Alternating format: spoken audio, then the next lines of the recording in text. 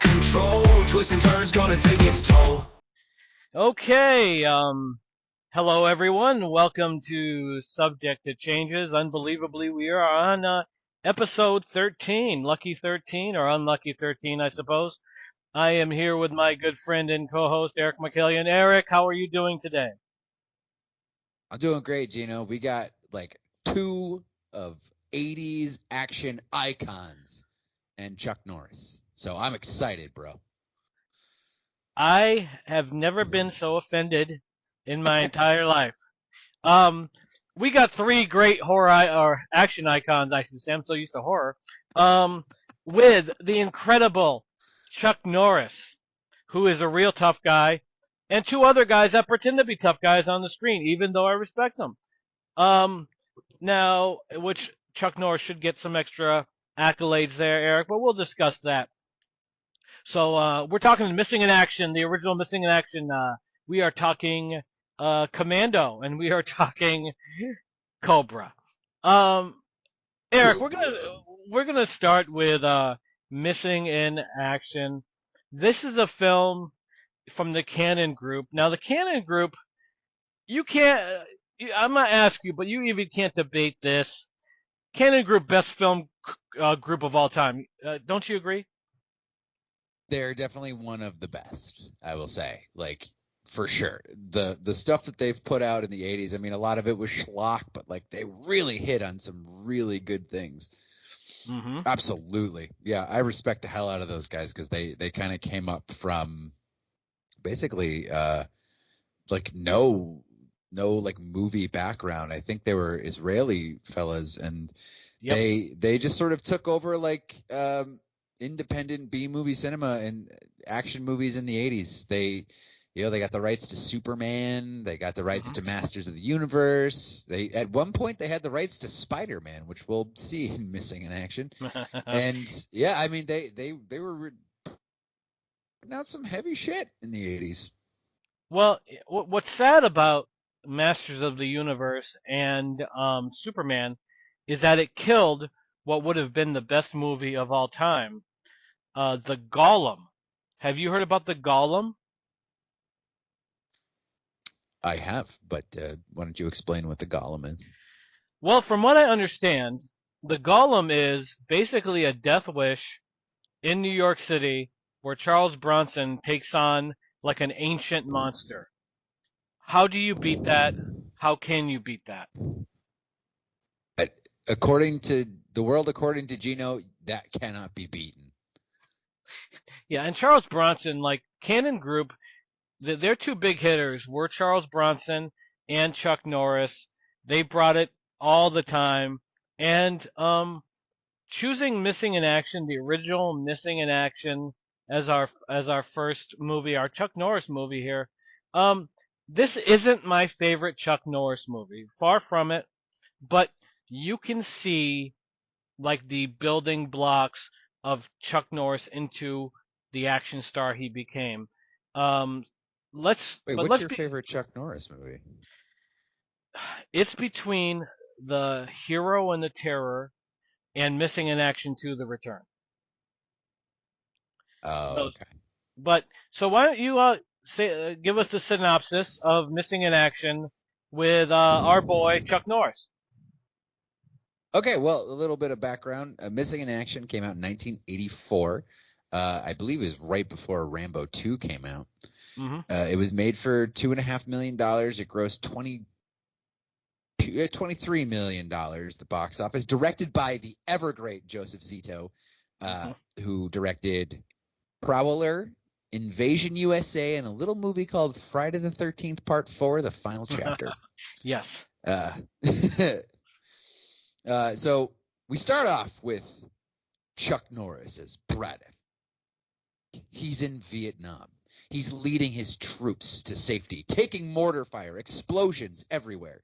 Mm-hmm. There's actually one particular explosion in there where it looked like either Chuck Norris or the stunt guy had just gotten away from the tree head before it blew up, and I was like, "Holy shit!" Yep, they didn't play. So they wade, they wade through a river. Chuck Norris just like hoofs up a fallen soldier. and starts carrying him, and some guy gives him the thumbs up like right before he's fucking gunned down. I felt bad for that guy. I did too. He just wanted to let Chuck Norris do it. No, he did a good job. Yeah. So the helicopters are coming in for the save to pull Braddock and his men out of Vietnam or out of harm's way.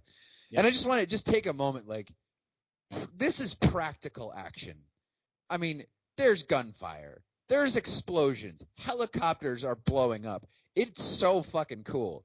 Chuck Norris, like, I think he jumps up on like a little platform and just starts like machine gunning down all of these people and just like firefight, bullets flying back and forth. Unfortunately, the men, well, I think, a helicopter comes and takes away some of the guys. Yeah. And then the one that was going to save Braddock blows up. And two of his friends are being stabbed to death by two dudes on the ground. And Chuck Norris takes, I think it's two grenades in both hands and just like, and jumps off the platform and like as a flying squirrel and just like, and bam, cut to modern day. And Chuck Norris is having a flashback dream. What an opening, Geno. What did you think about the opening of this movie? The opening was epic, but no more epic than that last shot you brought up. He sees his two buddies getting stabbed mercilessly by the Vietnamese soldiers, and he takes those two grenades and just pulls the pins and jumps down, taking them out with him. And that was just epic. I love that scene. I love the beginning. Like you said, it checks every box, and it sets up like systematically Chuck Norris, Braddock, as the badass. He's the one that's carrying people, helping people, saving people. Love it. And from the beginning, great. And then we get into the slower part of the film, which this is a slow burn film, even though it's an action film. It's when it goes from the beginning action sequence, which is, you want to catch the people initially, there you go. But it goes from that to Chuck Norris, kind of like going back to Vietnam and seeing some familiar faces of the guys that abused him when he was there and killed his friends. And now he's on this like humanitarian mission, or supposed to be, where he's a Vietnam vet going back to Vietnam, shaking hands, kissing babies, all that stuff. But he's not going to let it go. He's back for revenge. I like that idea. And but I think the movie was pretty slow. Like it was like the bookends are good. You got the beginning is awesome, the ending is awesome, and the in between I thought was a little bit slow. What do you think? I didn't mind it. I kind of liked a lot of the actors who were in there were really entertaining. At least, I mean, they had who was it? James Hong, just awesome, an amazing actor. Underutilized in this movie. If you don't know James Hong, he was in Everything Everywhere All at Once. He was in Chinatown. He was in Big Trouble in Little China. Yep. Just an amazing actor. Still working today and still going strong. He's incredible. Yes. So Braddock wakes up, and they never really explain how he survived jumping off of a platform with two grenades. But don't think about it. Don't think about it. Mm-hmm. So he wakes up and he's in a hotel room, and he watches almost a full episode of the Spider-Man cartoon. Yes. And then he kicks the television for some reason. Well, I would too. I mean, if it's not the Spider-Man episode you want to see, and he's in a hotel, it's not his TV anyway. Fuck it. True story. So he sees on the news that they're still believed to have 2,500 MIAs still in Nam. We're in the 80s. This is like present day 1984. Mm-hmm. So he goes on this mission to Vietnam to, I think, talk to Tron, played by James Hong, about possible prisoner release. But he has ulterior motives. He wants to go and see if they're still holding on to the prisoners. Yes.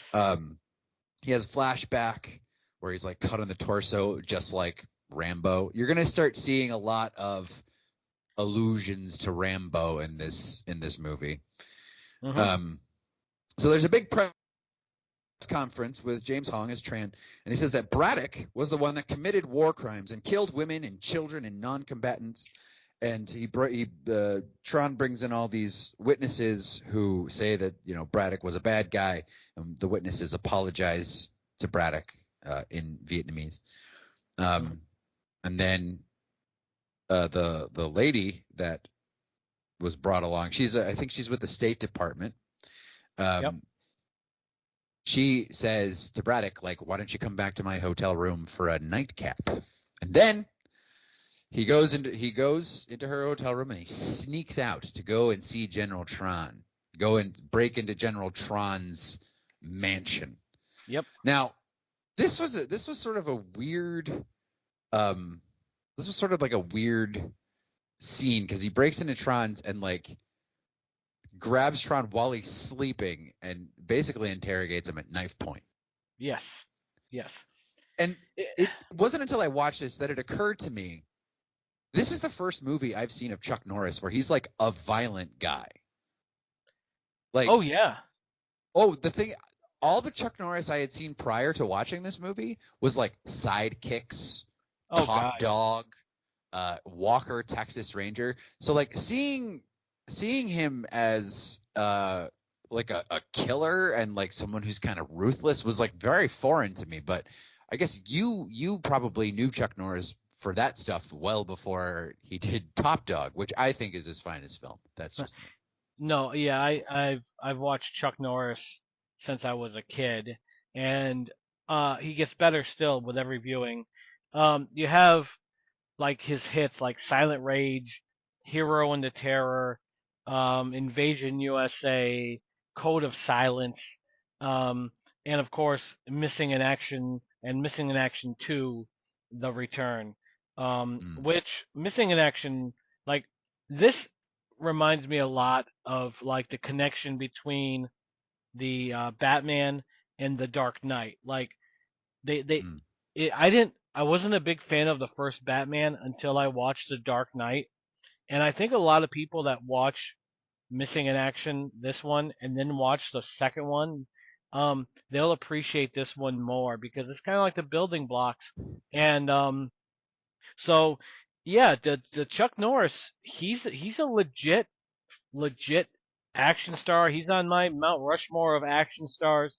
The guy is a believable badass, and a lot of like I think his acting, is decent. I think he's just a real deal action guy, and every time I watch him, I'm like, I would not want that guy mad at me.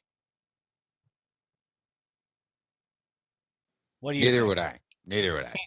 But the thing is, I couldn't shake this thing that he just like, no matter how tough he's talking, he always just comes across as such a nice guy, Oh yeah. I Well, know he's got some wacky opinions, and he has some like beliefs. But the thing is, like, I was just like, he just has such a nice face. Like, he just seems like the kind of guy who would be like, oh, like help you change your tire or something like that if you're restrained by the side of the road. Just seems like a lovely guy.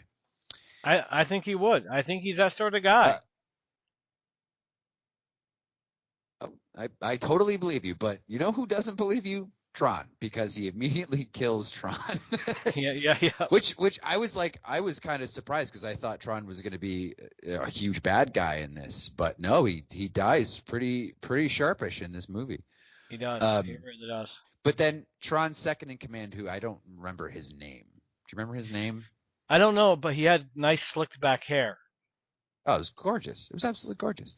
He was finds so Tron beautiful. dead in his bed, and now Chuck Norris has to hurry back to the hotel room of the girl before the second in command, like, finds out that he's not in the hotel room. So he silently makes his way back. He jumps across building. It was actually really cool watching Chuck Norris do a lot of his own climbing up the side of this building, and I was actually very impressed by this. Oh yeah, he's the man. He's the man.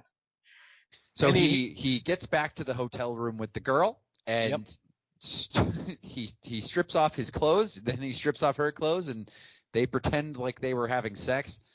And Tron's guy kicks in the door, and he's just like, "All right, you need to get the hell out of the country now." Yep. And this is where you discover that Chuck Norris is a very hairy man. He's a real man. That's the thing. He doesn't feel the need to shave his chest like these other so-called men do. He's a or real his back, or his neck, or his beard. The guy is just a American treasure. I don't care how hairy he is. And you know what? She didn't care how hairy he was either. When he ripped off her top and those titties flopped out, she's like, "Bring it, Chuck." And that's what he did. Like, I'm not sure if he's got a quickie in there before the door was kicked in, but maybe he did. He's Chuck Norris. I think he's too polite. I think he was too polite. Mhm. Although there was like when he did take off her clothes, it did seem like there was more to that scene where she was like fighting him off, but I think they cut that out. So then he goes and finds his friend Jack Tucker at a house of ill repute, and he asks him to help drive him from. No, sorry. Braddock goes to Thailand. Yeah, and he's Bangkok. like followed by two guys. Yeah. Yep. And he's being followed by two guys, and then he finds his buddy played by what's his name? E. Emmett Walsh. Yes. Who's great in this? Oh, he's fantastic. He's good in everything. Yep. Well, and I thought like with the whole Bangkok thing with the friend, I think Kickboxer borrowed some from this movie because there's a lot of Kickboxer feel here with the Bangkok trip, the buddy in the Hawaiian shirt, the former military pal. The Kickboxer, I think, borrowed some stuff from Missing in Action. Probably. I mean, a lot of these films sort of borrowed off of. I mean, this is kind of a shameless Rambo ripoff, really, but it was. I think it was based on a spec script written by James Cameron, who wrote a treatment for Rambo 2, and then Golan and Globus, who run Canon, like saw the script and were inspired to write this movie before Rambo 2 came out. Yep. Well, and it's That's the way that I understand it. And with the Missing in Action trilogy, I think it's fair to say it's like First Blood, a great movie, but the Rambos aren't far from the canon sort of delivery system. So, I think like the Missing in Actions are a great complement to the Rambo series, and it's a shame we never got a crossover of Braddock and Rambo teaming up. I mean, you look at Rambo when he went into Rambo 2 and Rambo 3, he was that one-man wrecking crew. He could have used some help from Braddock, I think. I'm sure he could, but I don't think those two egos could exist in the same picture. Especially not. I couldn't imagine, especially where Stallone was in the mid '80s. Yes. Oh boy. Well, we'll get to him. Yeah. By the way, E. Emmett Walsh is in, like I said, a house of the night, and he talks to Pearl, the lady. Chuck Norris talks to Pearl, the lady who runs it, and he says, "Where's Tuck?" Yeah. And what a way to be introduced into a scene. He comes flying off the second story banister and onto the table that they're on, and then awesome. Braddock is trying to get Tuck to drive him into Vietnam, and he's trying to negotiate a price while he's like fighting off this other dude, and he's like, "That'll be $5,000." And then Eamon Walsh gets his ass kicked, and Braddock's like, "Do you need help?" He's like, he goes, "I mean, because I hear you saying $4,000." He's like, "Okay, $3,000." He's like, "Did you say $2,000?" Then finally, Chuck steps in and helps him out. Yep. But I just thought that was just a really funny way of like introducing a character. Well, and Chuck, right in the fucking table. And Chuck, like, he is so believable as a badass. We talked about this before. When somebody has a background in martial arts or in competitive fighting, that kind of bleeds through the actor. And Chuck Norris, he's got it. Like, there's never a doubt in my mind that this guy could just fuck up anybody. You know, you look at comparative to like Sasha Mitchell. I think Sasha Mitchell is good, and I like his work, but there was never a point where I'm like, this guy is a real fucking badass. With Chuck Norris, I'm like, this guy, that's who he is. I mean, like, basically, they just call him Braddock, but that's really who he is. He'll just fuck anybody up, and I get the sense, you know, like you said, there's an aura about him where it's kind of like he just seems like a relatively nice guy. It just kind of bleeds out. Maybe it's an illusion, but I see what you see. Wasn't he? Well, Sasha Mitchell was like a black belt in Taekwondo, right? I think so. Like I think he was a legit. He was like a legit fighter. I think maybe he was too pretty to be taken seriously, or his Maybe role on him on Step by Step. yeah, that's what it was. That's what killed him. That's what was his Cody, yeah. Cody, yeah. Not it didn't play out. It didn't add to his aura of tough guy. So we got Chuck But Norris. that comedy was where the money was for him. Yeah. Yeah, and he was with what was that guy with the curly hair that played his uncle on that show? Patrick Duffy. Patrick Duffy. Yeah, Patrick yeah. Duffy from Dallas. And Yeah, man. and you had the girl from Three's Company on there, I think. Suzanne Summers, yeah. Suzanne Summers, yeah. Yeah. So you had a good cast there. It's just I'd have to watch the show again, but I assume it's probably one of those mediocre comedies from that time with laugh tracks and all that junk. Um, Oh that's yeah, it was a sitcom. yeah. And Although I think it's funny, between this episode and last episode, we're running through the entire TGIF lineup because I think we spent a long time talking about Family Matters last time. Wow, we actually watched that stuff back in the day. Amazing. So Yeah. we're part of the audience. They made Stay money. tuned next episode. Stay tuned next episode for Full House. Oh God, we should do that. Now Braddock, he gets Tucker, and Tucker and him they go back to Vietnam. He, Chuck Norris wants. Well, they badly, load up. They gotta load up first, because as we will see in all of these movies, there's a point where the guys just got to go get a bunch of fucking guns. So Braddock takes like M16s and grenades and rocket launchers and all this shit, and he just like loads them up, and it's like time for war, baby. Oh yeah. But there was a cool scene, I thought, when Braddock comes into his room and he just like takes his shirt off, you know, he's just kind of like fucking around, like blah blah blah, and then like and the scene goes on for like, I don't know, maybe like a minute and a half of just like one take of him just going through this room, and then all of a sudden, like, bam, some guy's in the fucking closet, and he like tries and he tries to stab him, and then Braddock throws him out a window, and then he looks across the street, and across the street is the second in command guy, and he's like, hey, there he is, and the guy pulls out a fucking grenade launcher and just blows out Chuck Norris's hotel room. It's like, holy shit! Like, what a crazy scene. I mean, it doesn't really make that much sense in the context of the overall story, but it was just like, Jesus Christ.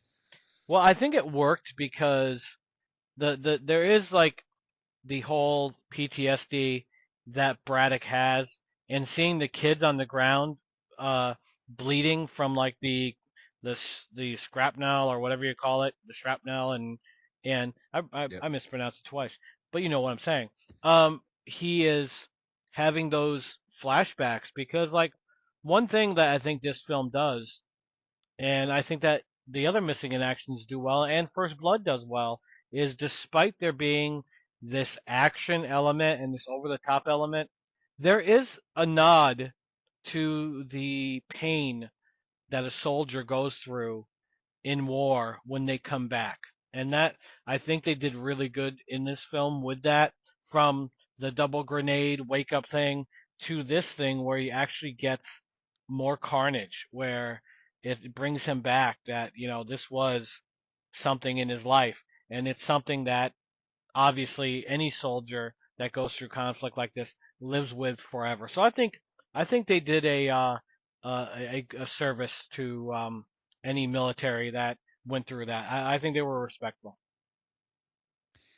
Well, we can get to that at the end of this review. Okay. Yep.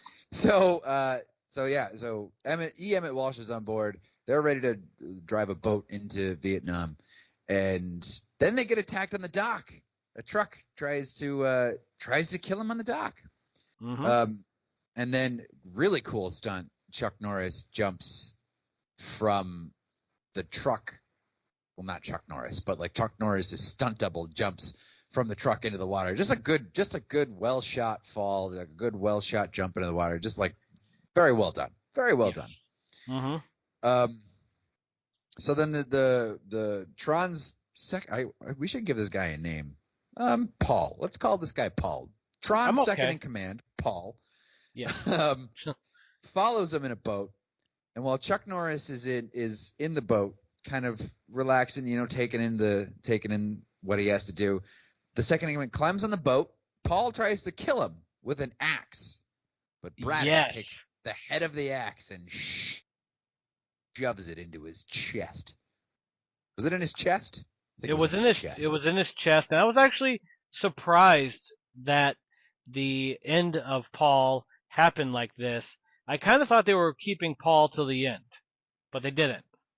I did too, because Paul was one of the guys that tortured Braddock while he was in the prison camp. I think Paul also stole his hair gel, I bet. Oh, motherfucker. Although Chuck Norris does have like beautifully feathered hair, just like a lot of volume. I respect that kind of stuff. He is a man of great hair. I think he's got great hair. Yeah, awesome. And Chuck Norris, when he does fight with Paul here, this is what I like about this film and many of this time. They don't have to do all that flippy dippy shit that we see now. We get real fighting. Like it feels legit. Where Chuck Norris doesn't have to do a bunch of like somersaults or cartwheels. It's just about like authenticity, and you feel Paul's pain as the axe is driven into his chest and he's kicked across the face. This was good stuff, and I love to see Chuck work. This is one of the great things about Chuck Norris movies is that it looks and feels real, and I gotta give him props for that. What do you think, Eric? I mean, he definitely knows what the fuck he's doing, and I mean, whether you like his movies or not, you can't really deny he's very good at karate or whatever he knows. Mm-hmm. Yeah, he's legit. I mean, he took on Bruce Lee, for Christ's sakes. Was that Return of the Dragon where he fought Bruce Lee? What a fight! That's a great fight. And it's awesome. That was pre-beard too. I think if Chuck Norris had his beard, Bruce Lee would not have stood a chance. No, I think Bruce Lee would have beat the shit out of him regardless. But that's okay. That's okay. We don't, doesn't have to be the best in the world. So yeah, we can argue about Bruce Lee's fighting ability later. Tuck takes him into Vietnam. Braddock finds a prison camp, and he starts taking out the guys one by one in a very silently with a knife, as to not alert everyone around him. But then, yeah, it's just, and he sets off some bombs. Oh Jesus, yeah. So he sets up some bombs, and then he's sort of then spotted, and Emmett Walsh kills one of the guys, and then they just start machine gunning everybody. Oh yeah. It's at this point where I kind of was. It's just sort of repetitive, where it's like Chuck Norris shoots, these guys fall. Chuck Norris shoots, these guys fall. And I find this a lot with war films, especially the ones in the 50s, where it's just like shoot, shoot, shoot, fall, fall, fall, shoot, shoot, shoot, fall, fall, fall. I mean, after like, I don't know, maybe 3 times, it's just kind of like, okay, like let's trim it down, guys. So he sets off the bombs and kills everybody. And they did this amazing shot. I don't know how they did it, but there was just like like a lot of the huts had caught on fire, and it was just like this massive wall of fire in the background. Yes. And it was yes. like it was practical, and like the fire was really there, and like the way that it was shot was just like it just looked so mind-bogglingly huge. And I was Yes. like that is fucking great, man. Like I want to see that. I want to see more, real practical shit in movies. Me too. But that was cool. And then he makes his way to the cages where allegedly the prisoners are being held, but there are no Americans here. No, Sorry, they moved them. your princess is in another castle. Yes, it is. Yes, she is. It was one guy. Well, it was a couple of guys, but they were like Vietnamese. They were the Vietnamese hostages, and they knew that Chuck was coming. The word was out, and they moved the American hostages, and so we're basically reset. We get Tucker and Braddock now seeking out the Americans, and predictably they do. Like this is a very this film basically, I don't want to say is paint by numbers, but it's very predictable. And you get Chuck Norris and or Braddock rescuing the Americans, and which is an awesome scene. And we have a probably one of the coolest endings to an action film here. I know it's not the diehard Hans Gruber getting thrown off a building, but the fact that it was dismissed, that there are no American hostages, and Chuck thought the only way to do it was on national TV, bring the American hostage. Hold on, because Yep.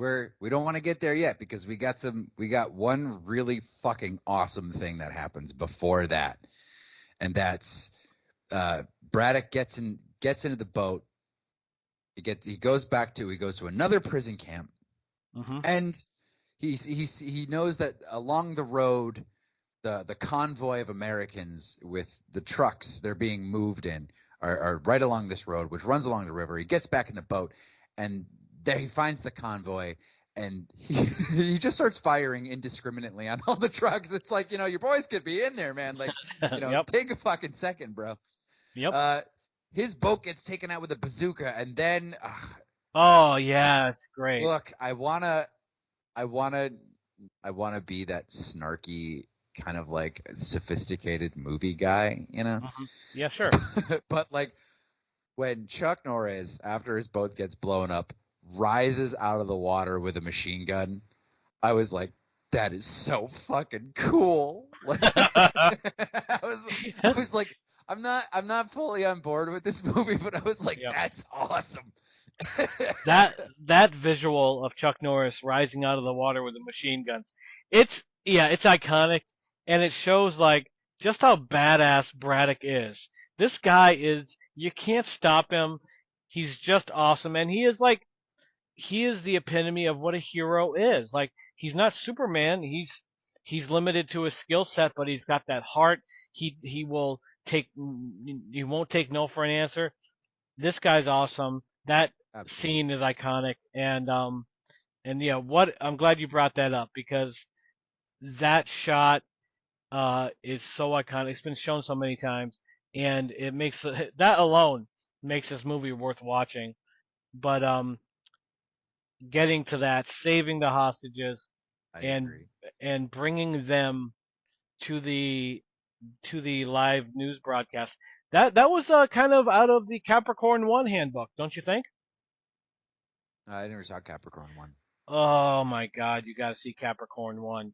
Everyone listening, if you guys, if you like that moon hoax stuff, Capricorn 1 is right up your alley. You'll love it. And it has a very similar ending, and I think Missing in Action borrowed from that. So, Eric, Missing in Action spawned a couple sequels. What did you think overall of this, and why do you not like Chuck Norris so much? Well, okay. This movie is it's not a bad movie. It's not like laughably bad as another movie we're gonna get to. It's pretty good. I don't agree with sort of like the view of Vietnam in this movie. Vietnam was a shit show, and Sure. even in the 80s, like people were still trying to reclaim it as like, it was mishandled. We could have like it should never have happened. But like it's just I don't like the icky politics of this movie. And I mean if you look into like the POW MIA stuff, like there's also some stuff there that Mhm. I would suggest everybody sort of look up and see what the whole what I call the POW MIA thing is. But I mean Chuck Norris he's not terribly exciting to watch. Mhm. He's not very dynamic. He's got that sort of stoicism, but like it just doesn't hold a whole movie for me. Because like I also like having said I hadn't really seen a lot of serious Chuck Norris movies. I also watched Invasion USA, Yes. and that's even worse. But that made this movie look like The Dark Knight. But Wow. this is a pretty good Chuck Norris movie, even if you sort of don't agree with like what it's saying about Vietnam and things like that. Um, I also watched the Missing in Action 2, The Beginning, was it? Yes. I Yeah. The forget I beginning. forget what the second one's called. That's what it was. The beginning. Um, Yes. Yeah. and it's mainly like him in the POW camp, and Yeah. it does supplement this movie. Um, But yeah, I mean, I would say this is definitely a movie to watch. If you got nothing else to do on a rainy Sunday, sure. Um, but like I said, like Chuck Norris he's not terribly exciting. He's not terribly dynamic. He's got like one face. His kind of monotoned, but his fight scenes are great. So yeah, I mean, if kind of a mindless action movie is pretty good. I do like the abrupt ending where they're just like, there are no POWs here in Vietnam. And then Yep. Braddock busts in the door and he's like, he doesn't say this, but you're just like, what about these POWs? It's like, Yep. all right, that's a good ending. Like, that's a great ending. Um, so yeah, I would say this is a pretty fair action movie. Joseph Zito is a very good director, even if like the movies he makes aren't great. He knows how to shoot Chuck Norris. Like he Yes. knows how to make Chuck Norris look awesome as fuck. So I'm gonna say it's 50% Chuck Norris and 50% Joe Zito. So I mean, you said this is I think you said this is one of your favorite action franchises, right? I know you like the second one better, but like what about this movie speaks to you? Well, I think you and I share a lot of the same sentiment about the subject matter, even if we come at it in different angles. Um, the war sucks, and war, obviously, when you get any sort of country making a movie about a war, it's going to show typically one side of it. It's just the way it is. I've not watched a lot of Vietnam movies about a Vietnamese soldier going after bad Americans, but I'm sure it's similar. Um, not to get political, but it's like we should have never been there in the first place, like you said. I think you said that. The whole we got in on a lie and all that stuff, it sucks. But when it comes to the Missing in Action franchise, we're not looking at it from the uh, political side so much as we are the soldier. And the soldier only knows what the mission is, and also it's very personal for them. They're not thinking about, hey, the Gulf of Tonkin was a fake event that got us in. They're thinking these guys on the other side shot my friend, and now I'm going to shoot them, and it sucks. It's a bad thing, and it's unfortunate.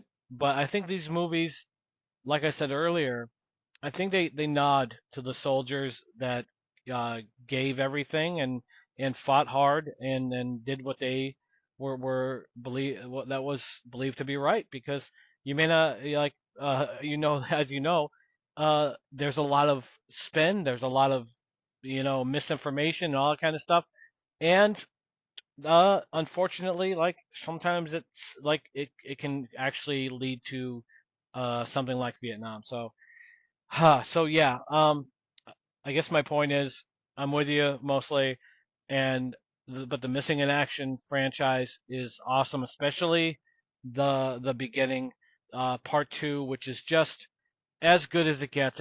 It's canon at its best. It highlights what Chuck Norris does best, and I think like it can, like you argued, the monotone stuff, and I see what you're saying, but and it wouldn't work for a lot of other actors, but for Chuck Norris, I just think it's the perfect storm of an action star. He's very straightforward. He's very tough, and anytime he says something, he doesn't need one-liners. He just needs to say, "Back off." That's all he needs, and it works. So, so yeah, these, especially the beginning. The beginning is one of my favorite action films. The Chuck Norris sells this. I don't think a lot of people, other actors, could have done it. But yeah, and Invasion USA, to counter you on that, great movie. I thought that was good too. So I highly recommend Missing in Action, the whole franchise. I think it's a lot of fun. And that leads us, Eric, to Cobra. So Can I do it? You're gonna let me do it? I'm gonna let you do it. Do it. All right. Give me a sec, cause I gotta pull it up here. Let's see, cool. Okay.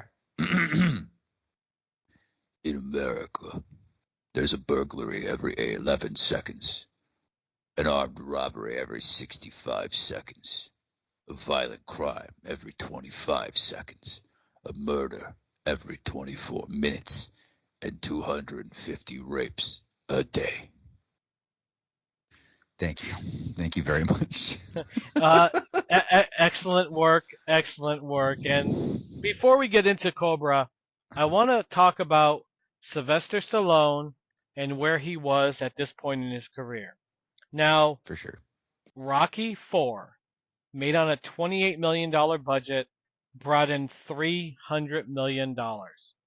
Rambo, First Blood Part 2, made on $15 million, brought in $160 million.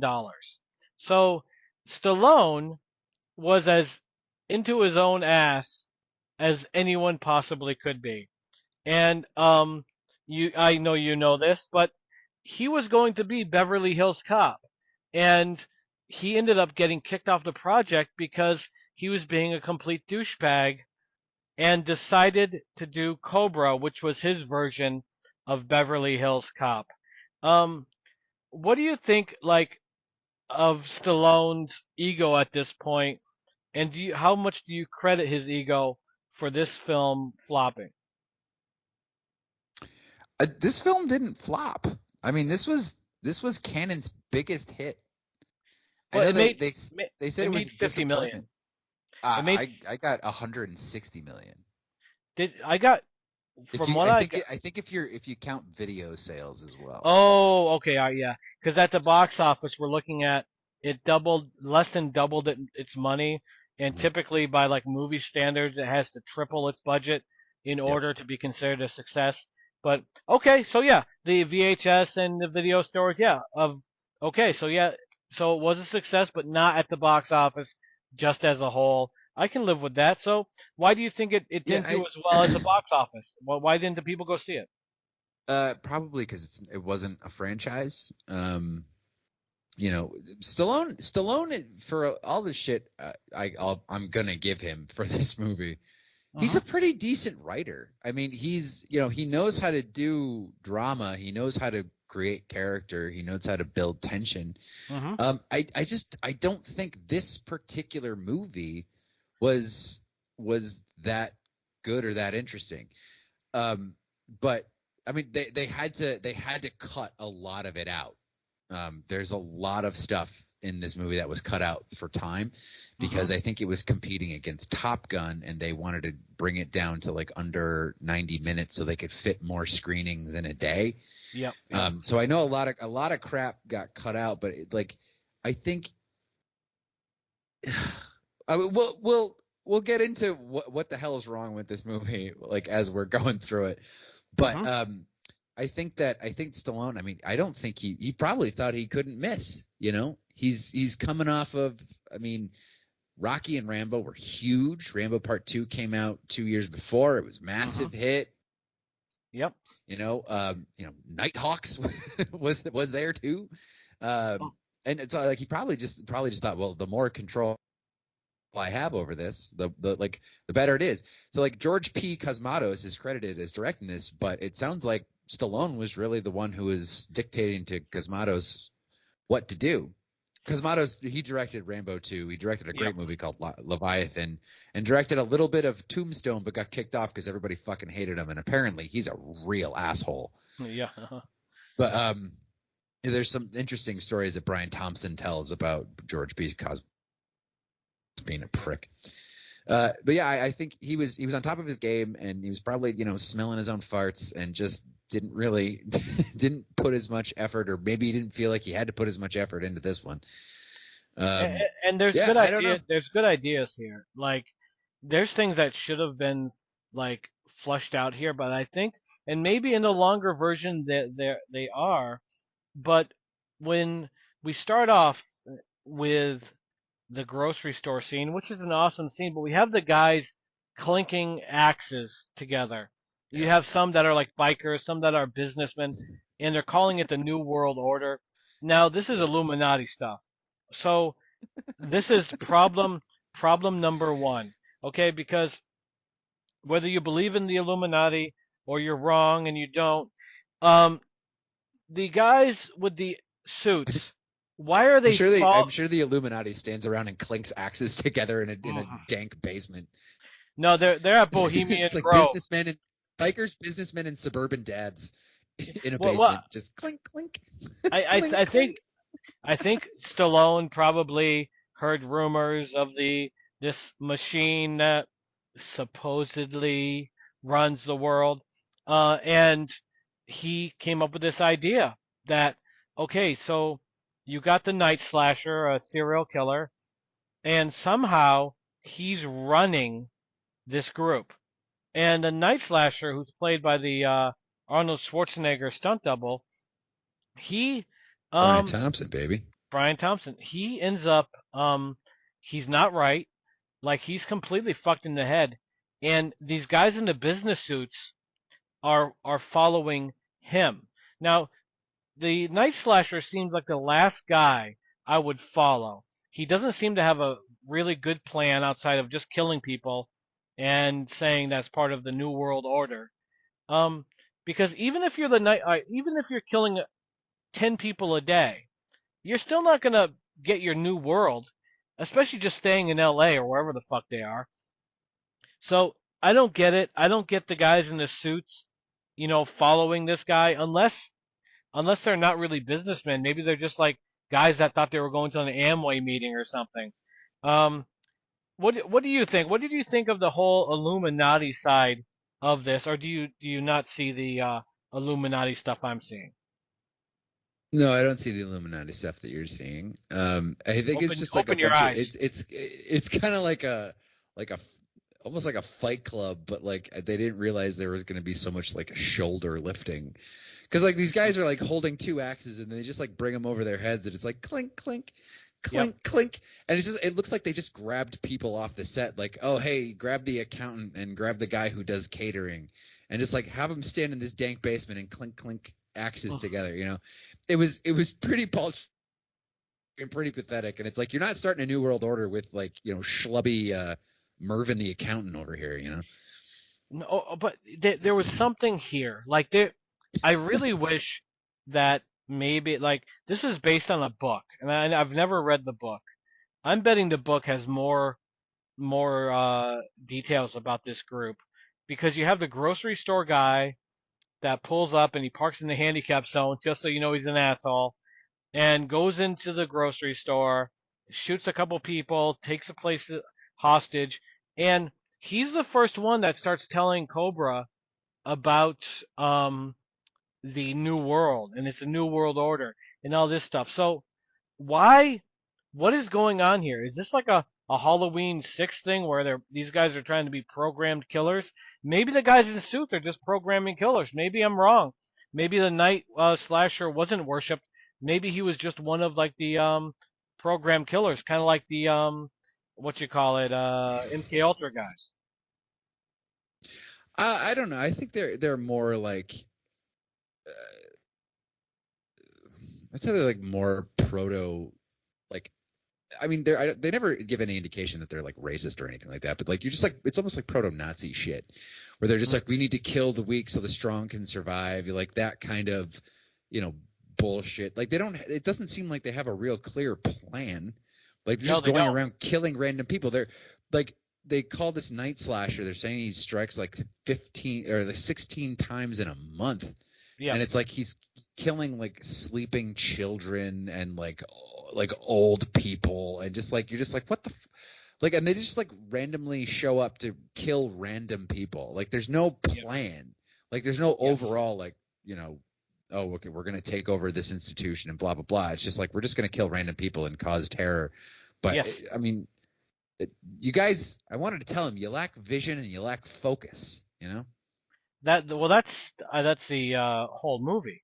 But we do have like very astute observation. the grocery store scene is one of the coolest action scenes of all time.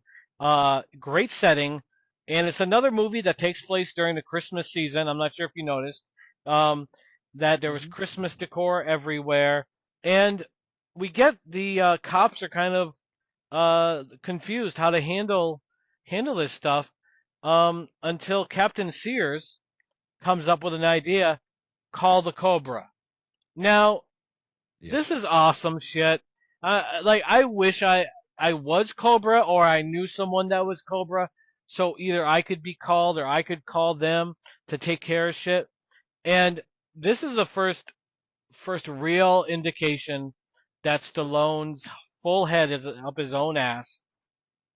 He's driving a car, and the license plate says "Awesome 50," and he just thinks he's so fucking cool. You're like your dad going through a midlife crisis would have.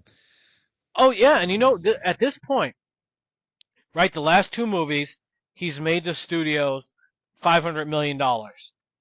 Who's gonna tell Stallone no?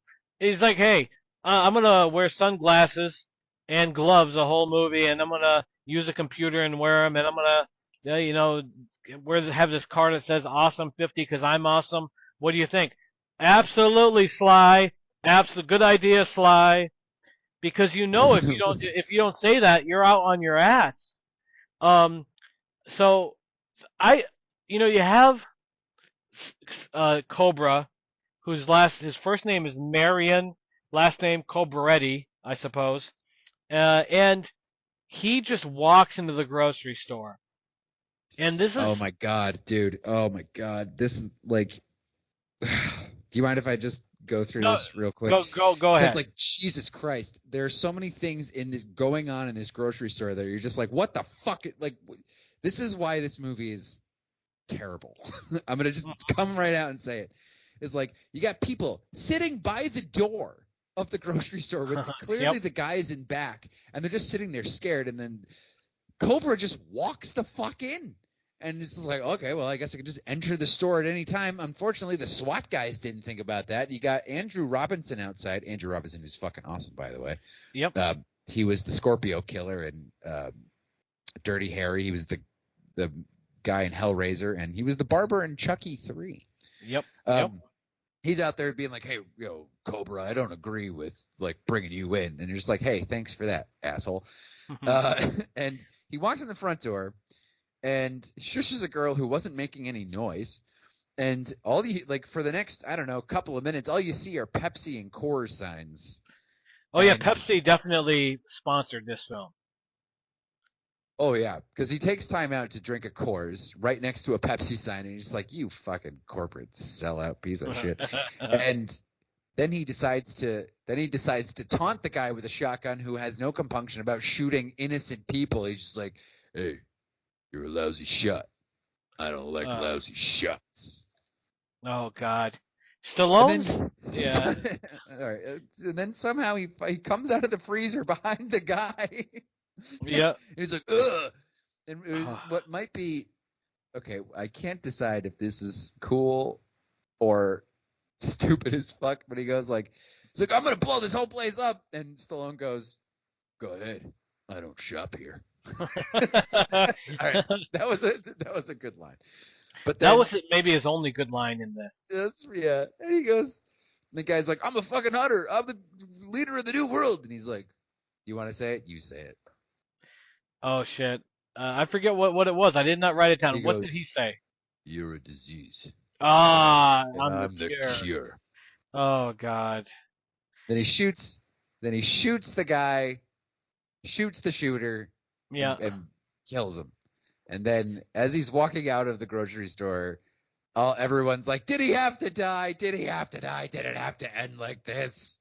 And then I love that. He takes this moment. He takes this moment to grab a reporter and show him. He's like, "You explain that to his family." Ugh. And it's like, fucking A. You know, I actually I like that because you know how many times do you see some fucking asshole do some stupid shit, hurt a bunch of people, and then they take the guy out, and you have these assholes saying he's a person too. You know what? You want Who to be are a these people that you're talking about? Like, oh it happens all the time. All the time you get if you're talking about random people on the internet, like you're yeah. probably. But if you're talking about like serious journalists, they're not going to come up to a cop and be like, "Did he have to die?" Like they're Well, not going to do that. are there any serious journalists left? You got right Yes, now. there are many serious journalists left. I don't think they would run up to a cop who just shot a guy after a mass shooting and be like, "Did it have to end this way?" I don't think you would find that. I'm not sold that you wouldn't see that. I think that there is a like did Cobra use excessive force? Could he have brought him in handcuffs or whatever? I think Stallone put it in there because it's reflecting probably what was happening at the time and what we see all the time with this like whole I don't know what you would call it, like almost like empathizing with the aggressor. And there may be room for it, but certainly not if they're a complete fucking scumbag that shoots up a place. Uh, at that point, my empathy is out the window. And so I think he's pretty close to the mark. You may not see a lot of like established journalists, but you might see some of those trench coat, face mic guys that want to make a name for themselves. They have their own way of looking at things, and they just say, "Hey, you could have went in there, you could have disarmed them, blah blah blah blah." So I like that. I liked what Stallone was putting out there because I think it's legit. I understand what you're saying, but I feel like there's a huge difference between those guys with the GoPro cameras and like people who work for like serious journalistic institutions. You know what I mean? But I think at the time, I think it was a comment on the media, and well, I mean, Stallone's politics are going to be dripping all over this movie, Of which course. is another thing I think he was sort of up his own ass about at the time. So then Cobra's like, "Hey, tell his family that, whatever," and then after that he drives home in what is probably just like the weirdest scene I can think of to be in this movie. There's a bunch of guys outside. Yep. And they're parking, and they're not doing anything. They're parked completely legally. Yeah. They're just hanging out, and Cobra, just rams the back of their car several times to push them out of the parking spot. Yes. And then when the guys are like, "What the fuck is your problem?" Cobra grabs his shirt and rips it, and is just like, "Don't touch my car." And they're like, "Okay." I'm like, you're just like, what a dick. Like what? Like, yep. I'm not really sure what that was supposed to mean or why. It's just like you understand that like there's no dedicated street parking, dude. Like they can park wherever they want. It was just a bunch of citizens standing around doing absolutely nothing. He's just a bully. I think in this film there is a lot of improv by Stallone, and the ripping the shirt I think was a spur of the moment. That scene with the big hamburger and Bridget Nielsen, where he's like, "Here's your entree." He thought that was funny and did it. I don't think it was in the screenplay, and I don't think it was funny. Um, I think that whole scene, like obviously the beginning of the scene where he pushes the guys out of the way, that part was part of the script. But I think Stallone added stuff as he went along, because like we've said, he's very like his favorite person in the world is Sylvester Stallone at this point, and it shows. Uh, so And so yeah, Marion the Cobretti. yeah, so yeah, the poor Mexican dudes that are just they're not doing anything. They're just sitting there. And then when he gets pushed out of the way, the driver's like, "What the fuck?" And Stallone basically beats him up or roughs him up a little bit. I don't get Yeah, it just either. rips his shirt. Whatever. Yeah, Let's move on. The movie did. So then yeah, he takes the newspaper he's carrying and puts it on the grill for some reason. yeah. Uh, Starting to see like this movie has a very anti-news bias. It does. And then he watches television as he cleans his gun and then takes a slice of frozen pizza out of the freezer and Yep. cuts it with scissors and eats it. So he cuts the frozen pizza and cleans his gun. Now, do you think this was just sort of like to give him like a little bit of like character, like that he's kind of quirky, you know, he's kind of weird. He's like one of these like night shift guys because he works on the zombie squad. Like, do you think this is just like an attempt to give him like a little character or something? I think so. I think that everything he does in this film, it is Stallone building a character, for better or for worse. He still like even when he turns on the TV, he does it with force. Like he points it and pushes like he wants everyone to know that he's a badass. And this is where the film like where the Cobra character, I think there was a lot of room for Cobra to be awesome, but he couldn't find a balance between being a tough guy and being like a witty, fun guy. Because, like you said, Stallone can write. The guy wrote Rocky. He wrote Rocky too. This guy is a fucking good writer, and here I think he was so big on his image of being a tough guy that when he did say the one-liners, it was painful for him. Like he didn't want to go against any grain of him being this badass guy, and I think the film lost a lot because of it. Because if he was more, you know, funny or at least delivered the lines, you know, like with more levity instead of always being the tough guy, I think this film would have played out better. But to answer your question, it was character building. Stallone was trying, but he couldn't get around his own ego. Yeah, fair. Um, and then we cut to the night slashers who kill a random waitress. Yep. And then we go to the autopsy room where Cobra is talking to the higher ups, and they keep telling him like, "Hey, you're not an investigator. Like this is not your area. We call you in to like clean up the like the bad situations or whatever." And it's like, well, motherfucker, they're like, why'd you invite him to this meeting then? It's like, Yeah. Yep. Well, there's like, a this isn't your area, Cobra. You're not an investigator. It's like, then why'd you bring him here? well, there's a fight between Captain Sears, who's in Cobra's corner, and Monty, who's the asshole prick cocksucker who doesn't want Cobra to even exist. But I think Captain Sears understands that you have to kind of throw the rule book out the window in situations like this. And Monty is more worried about how the department's going to be seen by the press and by society if they break the rules. So I think it made sense. Yeah. And Cobra, He lets you know. He says, he goes, as long as we have to play by these like bureaucratic bullshit rules and the killers don't, we're gonna lose. And then he immediately walks across the hall, goes to the gun range, and starts firing his gun. yeah, Which was a very impressive gun, by the way. yeah, it was, and I did like the montage when they finally said, "There's been enough kills. You need to figure this shit out." And so now you got Gonzalez, who's Cobra's partner, and COBRA hitting the beat, talking to hookers, and also you're getting some shots of Bridget Nielsen, who's a actress or who's a model with robots and taking Yeah. pictures. What is she doing? What is she doing, Geno? She's hanging around fucking robots. Stallone liked You know when robots. Stallone movies needed more of? He was really into fucking robots and really into his wife at the time. Yeah. Oh God, this is having Rocky IV flashbacks.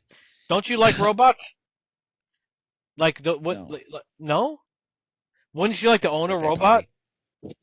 I Well, would. not that robot, but like the robots that they're making now, the ones that can clean the house and they dance. I mean, but then you also have I'll clean my own house. I'm fine. I don't want a fucking robot in my house. I wouldn't You even prob- want Alexa in my house. so you probably have that robot jerk you off. That's why you don't want it.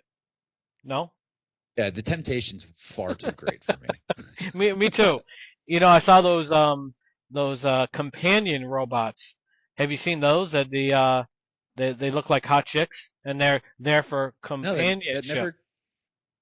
never came up in my search history. You know. Oh, I'll send you a link. No, I'm Um, good, bro. You don't have to. I don't need to put incognito mode on my phone. You know. um, so then we get Brian Thompson. How good is Brian Thompson in this movie? Brian by the Thompson way? rules, man. He's Dude, awesome. Brian Thompson is the night slasher in this movie. He's leading this group. Unfortunately, like you said before, we don't know why people are following him. He's just kind of mean mugging everybody, like, "Oh, we're gonna start a new world order here." Yeah. They get into the night slashers get into a fender bender with a woman and they murder her. Bridget Nielsen witnesses it, and that's where we find out the night slashers. Do they have a name? This group of killers? No. As far as I know, they're just a new world order, and Okay. led by the night We'll call them slasher. the night slashers. Yeah. They catch her license. They cut Bridget Nielsen's license plate, and then you find out they've got one on the inside of the police. Yep. They got a woman working for them who runs their plate and finds out who she is, and then they go to the photo shoot, the robot photo shoot that she's doing for some fucking reason. And they meet up with her in the garage outside, and David Raish is the photographer. Do you know this guy? Sledgehammer. That guy's awesome. Yeah, he was in Succession. He was in The Loop. Just a great fucking character actor, man. Just fucking boss. Have you seen him in Innocent Man with Tom Selleck? No, I have not. Oh, great movie. He plays a dirty cop. They set up Tom Selleck, and when Tom Selleck gets out of prison, he's like, "I'm gonna get my revenge." Great movie, and you're right, great character actor. And I used to love Sledgehammer, man. That was a great series. Cut short, but this guy could do it all. Comedic, drama, you name it, he's there, and he definitely was making moves on Bridget Nielsen there. Ingrid, as she was called. For sure. And the killers catch up with them in the garage, and they take out a guard just by hitting him with a car. It was really fucking cool looking. It was. It was. But then they try to kill Ingrid if they can't because the cops come and they take her to the hospital. And that's where COBRA and Gonzalez talk to Ingrid. Also, we should mention Gonzalez was Clint Eastwood's partner in Dirty Harry. Yes, he was. Someone's got a predilection towards Dirty Harry in this movie. Yeah, I think you're right, and I think also like these Officer Stock, the one that's that works for the Night Slasher New World Order, she gets involved, and she's kind of like the man on the inside or woman on the inside, giving all the information to the group. Now, this kind of feeds into the scope of this group and their power. I think that there was, like, the plan was to make them this huge global organization that could put people on the police force. And I think it got lost in the mix. I wouldn't be surprised if Stallone is to blame for that, because there was a really good movie in here somewhere, and to see a cop take on a behind the scenes elitist group of killers, that is awesome. And it really minimized the group, because you see the group in the beginning with the with the clanging axes and the different walks of life. And then by this time, it's just a night slasher guy and his girlfriend, which kind of made it feel much smaller, in my opinion. Yeah, I think in the book that this is based off, it's not serial killers. It's like a government, like a Russian government something or other. They made an actual movie from the book, and it with like Cindy Crawford and one of the Baldwin brothers. Ouch. Like, called Fair Game. Yeah, no, it wasn't very good. So Ingrid's in the hospital, and then the night slasher comes for her, and Cobra goes home and gets attacked by 3 night slashers. And I love that scene, by the way. I love the fact that really that Stallone fought Southpaw. Like, he gave some like nods to Rocky, and I like that. I like the fact that he was fighting Southpaw. So kudos to Stallone there, and great scene, great fight scene. He did a good job. And also the night slasher, he went through a Buddy Holly phase. Jet black hair, Buddy Holly glasses. I wonder if he was a fan. Maybe, and maybe that's why this whole thing started, because he was still upset about the day the music died, I'd be upset too if that song played. That song sucks. He's still holding on to. That's a great song. Shut your mouth. That song sucks. Ugh. All right. Well, sucks. All right. Moving on. So they try to kill Ingrid. She pulls the fire alarm, and the night slasher walks out, but then is like passed almost immediately by Cobra, and you're like, you didn't notice that guy? he must have walked right by him. But yeah, this scene actually kind of reminded me of a movie called Visiting Hours. Do you remember that? Yeah, with oh shit, is it Ironside that's in that? Michael Ironside. Yeah, great movie. Yeah. Yeah. It's just like the killer in the hospital. It's just like a cool, or Halloween 2. It just reminded. It had that vibe. It sure did. And then so they realize that they gotta get her out of the city. They gotta take Ingrid out of the city, away from all these people, because they know they got somebody on the inside. And then I forget who says it, but someone turns to Cobra and is, like, as he's at the police station, and someone goes, "Hey, you got an attitude problem, right?" What does he say back? Just a little one, and that was Monty. Monty's the one that told me I had an attitude problem, and I, you know what, dude, I think I empathize with Monty, because I've been in management my whole life, and you always deal with a difficult employee, and you can't get more difficult than Cobra, I wouldn't think. No, you can't, because he's such an asshole. He's just proves himself to be. He's just like rouse, like in that montage you were talking about. He's just rousting random people like on the street. He's like pulling guys over bars and shit. Like, what a dick. So they decided to take her to a safe house that's like way up, I would say, in like Northern California, maybe, like far away from the city. And then they start. There's a big chase scene, which they stole I realize like a lot of the movie Bad Boys 2 stole a lot of shots and ideas from this movie. The chase scene is epic. Yeah, I agree. Yeah. But they try to take a shot at Ingrid and Cobra, and then they just drive away. They're like, "What was your big plan here, man?" Like, take 2 shots and then like drive away. And it's like, okay, well, I guess we have to chase them now. Well, and when Cobra crashes and his car's totaled, they had the opportunity to swing back and come get him, and they didn't. So, yeah, I wonder what the plan was. I think they had a shot to kill Cobra. Action movie, yeah. Yeah, but they end up at a hotel, and but they're also there with Detective Stalk. Is it Stalk? Is that her name? It's Stalk, yeah. But there's one scene where like Stallone's like, "Hey, we're up against an army of killers here," and they're like, "Where's your proof?" It's like, motherfucker, like everywhere. Like, I got attacked at the same point. Like, someone was attacking her at the hospital. There's a lot of fucking like, and that's kind of my problem with this movie overall. It's just like a lot of it is just like really stupid setup for really stupid things. Yep. Like like they set up a lot of one-liners for Stallone.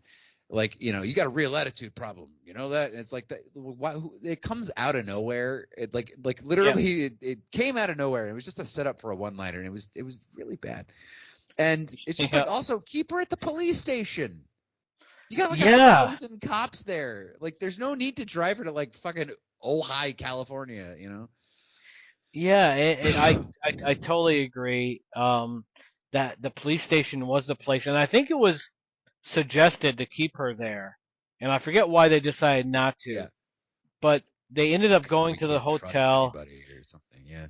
and there was the another obvious improv scene because throughout the movie, Gonzalez's diet was a focus of it, and Stallone picks up like a rubber frog and says like, "Hey, why don't you eat this?" or something along those lines. Obviously, that was improv, along with Stallone taking the big hamburger when Bridget Nielsen is eating the French fries with ketchup and saying, "Here's your entree," and she laughs politely, but you could tell it wasn't funny. That was the real acting of this movie, was Bridget Nielsen pretending that Stallone was interesting or charming. Yeah, yeah, But also, she tried. so like she asked him, like, do you ever get involved with anyone? And he his answer is, with a woman, with a real woman. Well, he may have had one of those robots that jerked him off at night. You never, because if you do have a fixation with robots, it's usually a fetish. I've found in my studies. In research history. Well, I believe. Well, you want to like. I took psychology in college. Got an A in it, by the way, in the best community college in the area. And I've learned that if people buy robots, it's typically for sex. 9 out of 10 times. Like even that little robot from the 80s that carried a little tray around with a can of soda on it. 9 out of 10 people that had it were jerked off by that robot. I read that. Remind me to make a list of all the publications that you read and cancel any subscriptions I may have. Oh. Anyway, remain ignorant. Stock the bad cop is there, and she goes with him for some reason. And for some reason, she doesn't kill Ingrid for some reason. Like, I don't know why. She has to just like signal the whole gang to come up where they are, but she could have just as easily shot her. Whatever. We wouldn't have a story if that was the case. So then she calls all the bad guys, like the entire army of the Axe gang or the Night Stalkers comes up, and they just start shooting up the place. And they get through a lemon grove. Oh, actually, there's a really funny scene. Oh, yeah, I love that scene. Where Cobra's like putting his gun together, and he's just like, and Ingrid's like in bed, and he's just like, and then Ingrid's just like awake, and he goes, "What's the matter? Can't sleep?" It's like, yeah, no. It's like, keep it down, asshole. Yep. So they come, and then he just starts killing everybody. Everybody. Yeah. He's out the back of a truck. He's shooting machine guns. He's just knocking bikers off, throwing grenades at people because he keeps grenades. A sniper keeps trying to kill him, but he doesn't. And then, there's one cool shot where shoots a grenade that blows up a bunch of guys. In this, they make their way into this foundry, this like metal casting place where there's just like sparks flying everywhere and like molten steel everywhere. It's like, this is like a death trap. Yes. Like, who would work here? It's like the end of T2. Like, who the fuck would work there? You got like metals, like liquid metal spilling everywhere, and oh my god. He does set fire to one guy after he pours gasoline on him, even though he could have shot him, which would have been faster. Yeah, I felt bad for that guy. I mean, because burning alive is the worst way to go. And Stallone really fucking brought it. Poor Cropsey. Yeah. But that foundry location at the end is a great place for an action film, and they knew it. Agreed. And it wasn't like, I forgot how the Night Slasher died in this, but when I saw the hook, I was like, okay, that's coming into play. And the way the Night Slasher died was so fucking awesome. But even better than that, like we talked before about the commentary in this film about the empathy for the aggressor, vice the victim. He put that in here too with the Night Slasher's whole thing. I'm crazy. They're gonna put me in a nut house. They won't kill me, and I'll be out. It was like 10 to midnight, where Oh you my can't. God. Well, the first of all, he's like, you have to arrest me. You have to take me in. Even I have rights. It's like, you can't kill me. It's like, motherfucker, he just killed 40 fucking people. You think he's going to have any compunction about killing you? It's like, what would make you, like, that's what I'm talking about. It's just like, he just says that crap. And it's like, there's no reason for him to say that. Like, none. It's just Stallone, like, jerking himself off and just, like, putting his politics all over the page. And it's just like, he killed everybody with machine guns. He lit someone on fire. He like threw people like out of windows and shit like that. And it's like, what makes you think he's not gonna kill you? You're right, right? It's just like yeah, pig. I want your eyes, pig, and they're gonna take me in, pig. And then oh god, he says a terrible fucking line or something like that. I forget what he says. Yeah, it's like, this is where the law stops and I start. No, there hold was on. something. It was At the something end, like he adds, "This is where I start, sucker." that. God, this is terrible. So, he knife fights the Night Slasher, and this is just a cool fight. Like, It is. them trying to stick each other and stab each other is just awesome. Yep. But there's this hook that's going through, and then the hook goes into this place where there's just like fire everywhere, and he hangs the Night Slasher on this hook, and he sends the Night Slasher into the fire foundry thing, and he just lights him on fire, and then we have the Rocky V ending. we do, and were you expecting the Night Slasher to come back behind them at the end, like when they were walking out of the foundry? Like, No. no, I was. I thought he'd be all burned up, and we'd get the Die Hard sort of finish.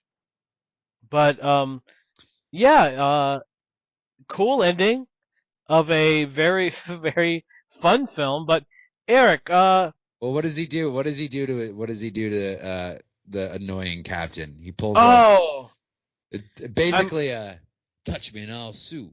Come on, punk, touch me and I'll sue. You beat me to it. George Washington Duke, one of the best characters in the history of film, George Washington Duke. But you do get a precursor to that with Monty, where Monty is like, "Hey, Cobra, you did it. Hey, maybe I was a little bit hard on you, Cobra. We can be friends, right?" And Cobra punches the poor guy in the face. But it's totally a precursor to George Washington Duke. For those of you not familiar with George Washington Duke, he is the promoter in Rocky V that put together the proposed pay-per-view between Union, Kane, and Rocky called Letting It Go in Tokyo. I love George Washington Duke. I love Monty. Good job, Stallone. And there's magic here. Overall, Eric, what would you rate this film within the Stalloneverse? And would you recommend it? No. It's good if you can listen to someone pedantically like rant at you about modern media and like bureaucracy and just like cops need to be able to like be judge, jury, and executioner like on site like whenever they want. And it like I don't mind like I don't mind politics in movies. Like I love I love Red Dawn. Yep. Like that's a great movie. Completely political, but that's a great fucking movie. Yep. Like even The Dark Knight, very political, but it's a great fucking movie. Sure. And I like the politics here is just not overshadowed by a good movie. It's Stallone setting himself up to be this dirty, hairy character, and I realized like this is not Stallone's like Stallone is not good when he's confident. Uh-huh. Like he's really bad in this type of role, and it shows.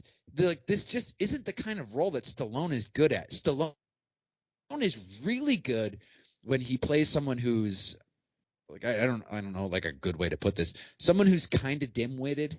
Yes. And yeah. who isn't and who is like kind of slow on the uptake. He doesn't quite get it. But he's as the underdog, as someone who's not really confident in themselves. Like he's very good at that. He's so good at that. Mm-hmm. Like if you think of Rocky and you think of like a movie like Copland. Did you ever see Copland?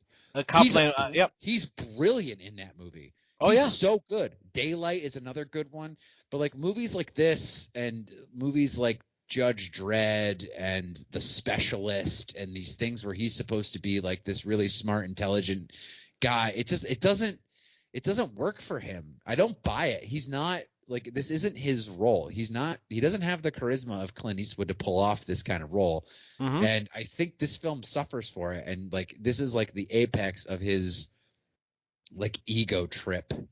And I mean, hey, far be it from me. This dude has made way more movies than I have. And, you know, he was on top for a long time. But like, Jesus Christ, like this movie's awful. I would give it like a 0.5 stars. And that's mainly because Brian Thompson and Andrew Robinson are fucking awesome. But other than that, I would say, yeah, you can skip this movie. It's not good. It's not good at all. What did you think? I used to dislike this film, but after watching it again and agreeing with the majority of what you said, I laughed a lot. I was entertained throughout. So I think there's enough here for any fan of action films to get a fix from it. I know exactly what you're saying about Stallone. This role, he was handcuffed in this role and he did it to himself. You know, where if he had someone he trusted to say, "Let's make you vulnerable," then you're starting to find something. And he was so focused on being invincible and this tough guy that he got lost. And you know, you brought up Copland. You're right. There's First Blood. There's Rocky. But even like the Expendables, where he kind of like got wiser in his old age. Where at one point in the Expendables, they said, "How you doing?" He goes, "Getting my ass kicked." And it's like that's something you would never see in Cobra. The sad thing about Cobra is it had everything, like it had the framework for a great action film, but it missed the mark on almost every turn.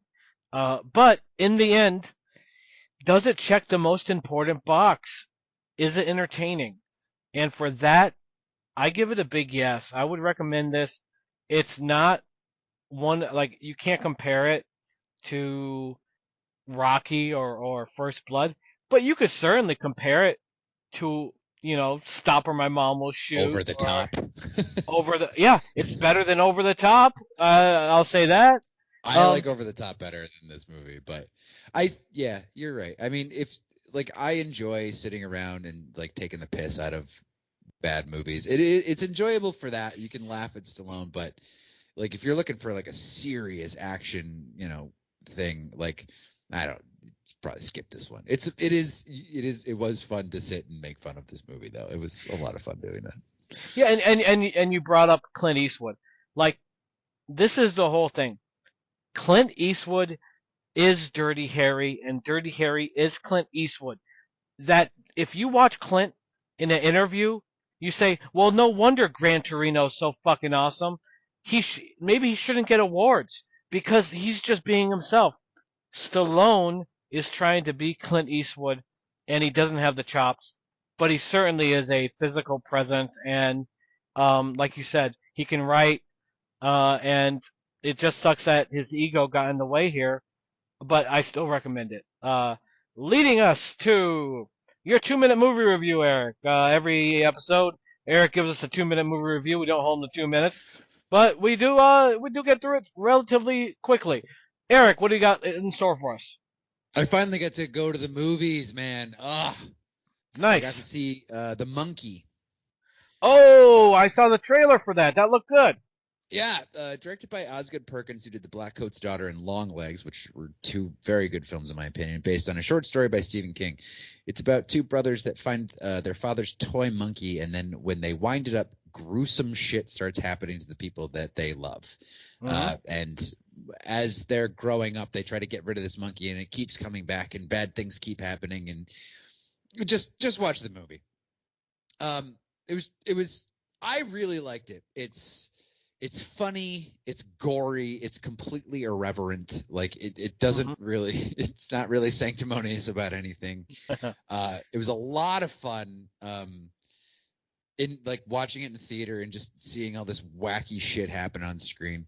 I totally would recommend it. Maybe don't catch it in the theater. Maybe, watch it when it comes to your preferred streaming service, if it comes there. Yep. And yeah, I would say it's just a good watch on a rainy Sunday. But so yeah, I would totally recommend The Monkey. And I also want to just say, because I also had the chance to go to the live theater and saw Denzel Washington in Othello.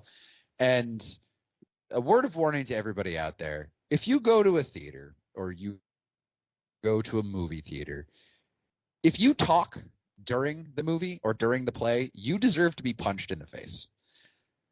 Just a PSA for everybody out there. There's a special rung in hell for people that talk in movies and in live theater. Don't do it. I hate you. And I hope something really bad happens to you on the way out of the theater. That's my 2-minute movie review and a PSA for all of you out there. You know what? I agree 100%. There's nothing worse than going to a movie and some fucking cocksucker asshole is talking. And if you're going to see a play, that's 10 times worse. So yeah, totally on board with that. And The Monkey, Stephen King. The thing with Stephen King is this: the guy can write a book. Sometimes he's fucking up his own ass, like Stallone. Maybe worse. So much up his own ass he can taste his own balls. But it cannot be taken away from King that every once in a while he makes something very, very good. But when it comes to movies, he should stay far away. Let someone else run with the story. Well, And the Monkey did that, and so did The Shining and Silver Bullet.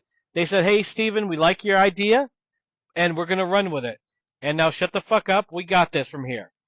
No, I think Stephen King's a very good presence in film, but I think that it's hard to get the tone of Stephen King right, because you're not supposed to take him 100% seriously.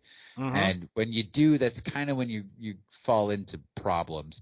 So either be faithful to Stephen King's work and don't take it that seriously, like The Monkey did, or do what Kubrick did and just take the project and just make it your own and leave Stephen King completely out of it. Yep. So it can work, but also if you go in the other direction, it can also work. Well, I guess if you have Stanley Kubrick on something, it'll work. But yeah. Yeah. Fuck Stephen King. Hey! I'm on the Dark Tower voyage right now, man. I will not be having that said on this podcast, young man. Well, two things. One, I own every Stephen King book for the most part, and that I respect him as a writer. Two, fuck Stephen King.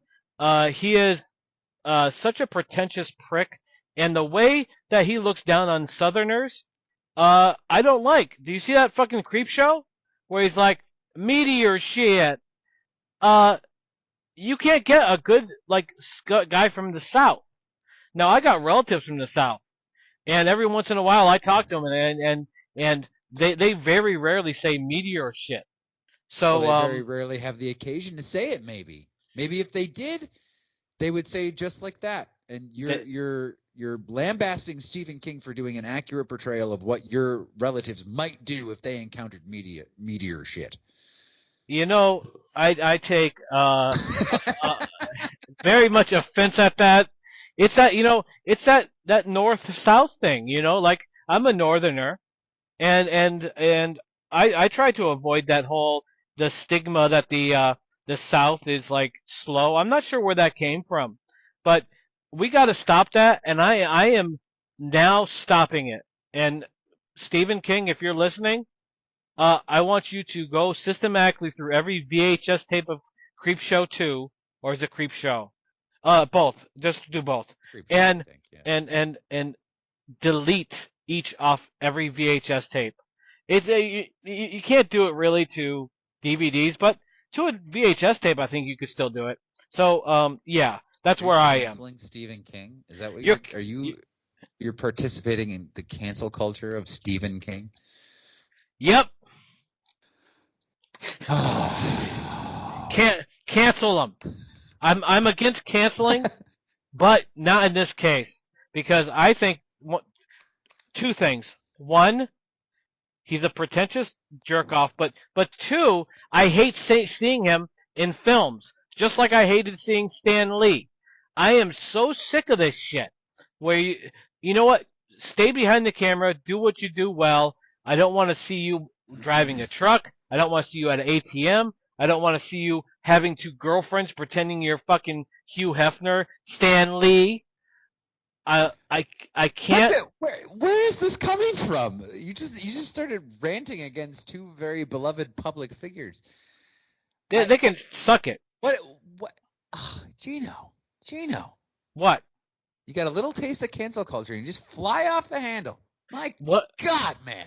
What I'm saying is, quickly, so we don't get too off topic here, is when you're watching a movie, Oh, yeah. you accept certain things, but then when they add shit to it, that the disbelief is out the window. Like I can accept that the Fantastic Four are real for the sake of the movie. But then they say, "Oh, hey, Hugh Hefner, how you doing?" And it turns around, it's Stan Lee. I'm out of the movie. Stan, you suck. I don't want you in the movie. I want to focus. I want to focus on what I can, and it takes me out of it. Same thing with Stephen King.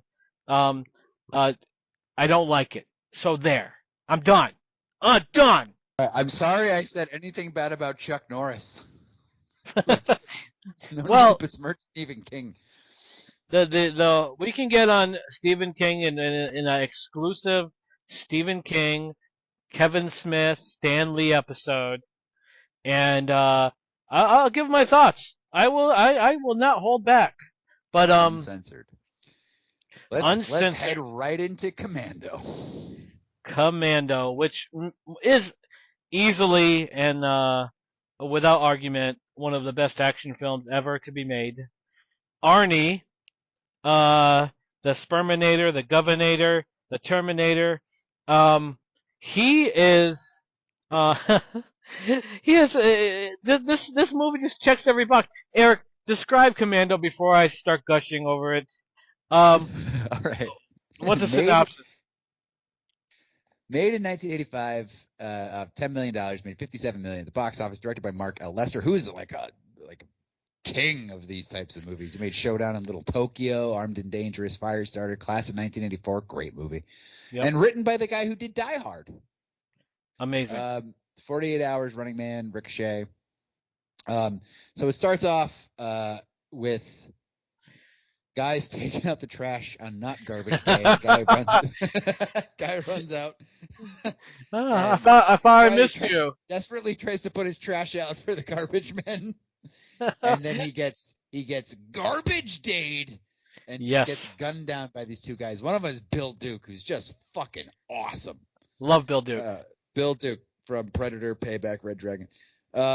Then Bill Duke goes to buy a Cadillac, and he's like, "I love this car." And the dealer's like, "Why don't we just, why don't you buy it?" And then Bill Duke runs the guy over in the showroom, and it goes right out the glass door. Oh God, wonderful. Fantastic. And then Bill Duke gets on. He bombs a guy who gets onto a fishing boat. Yep. Just a great opening.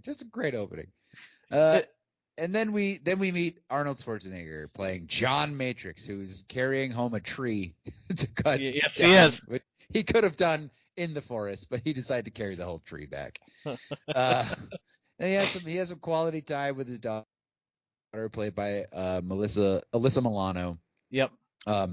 She sneaks up on him, and they have a wonderful montage of eating ice cream, learning karate, feeding a deer.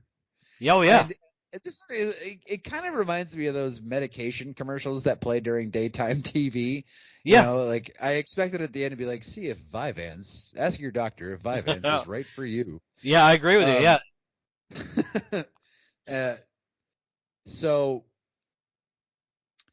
And then Chopper approaches, and the James Olsen gets out, who plays Colonel Kirby or General Kirby or whatever, and he's like, John, we need you back because all these bad things are happening. And he's like, no, I got to stay with my daughter.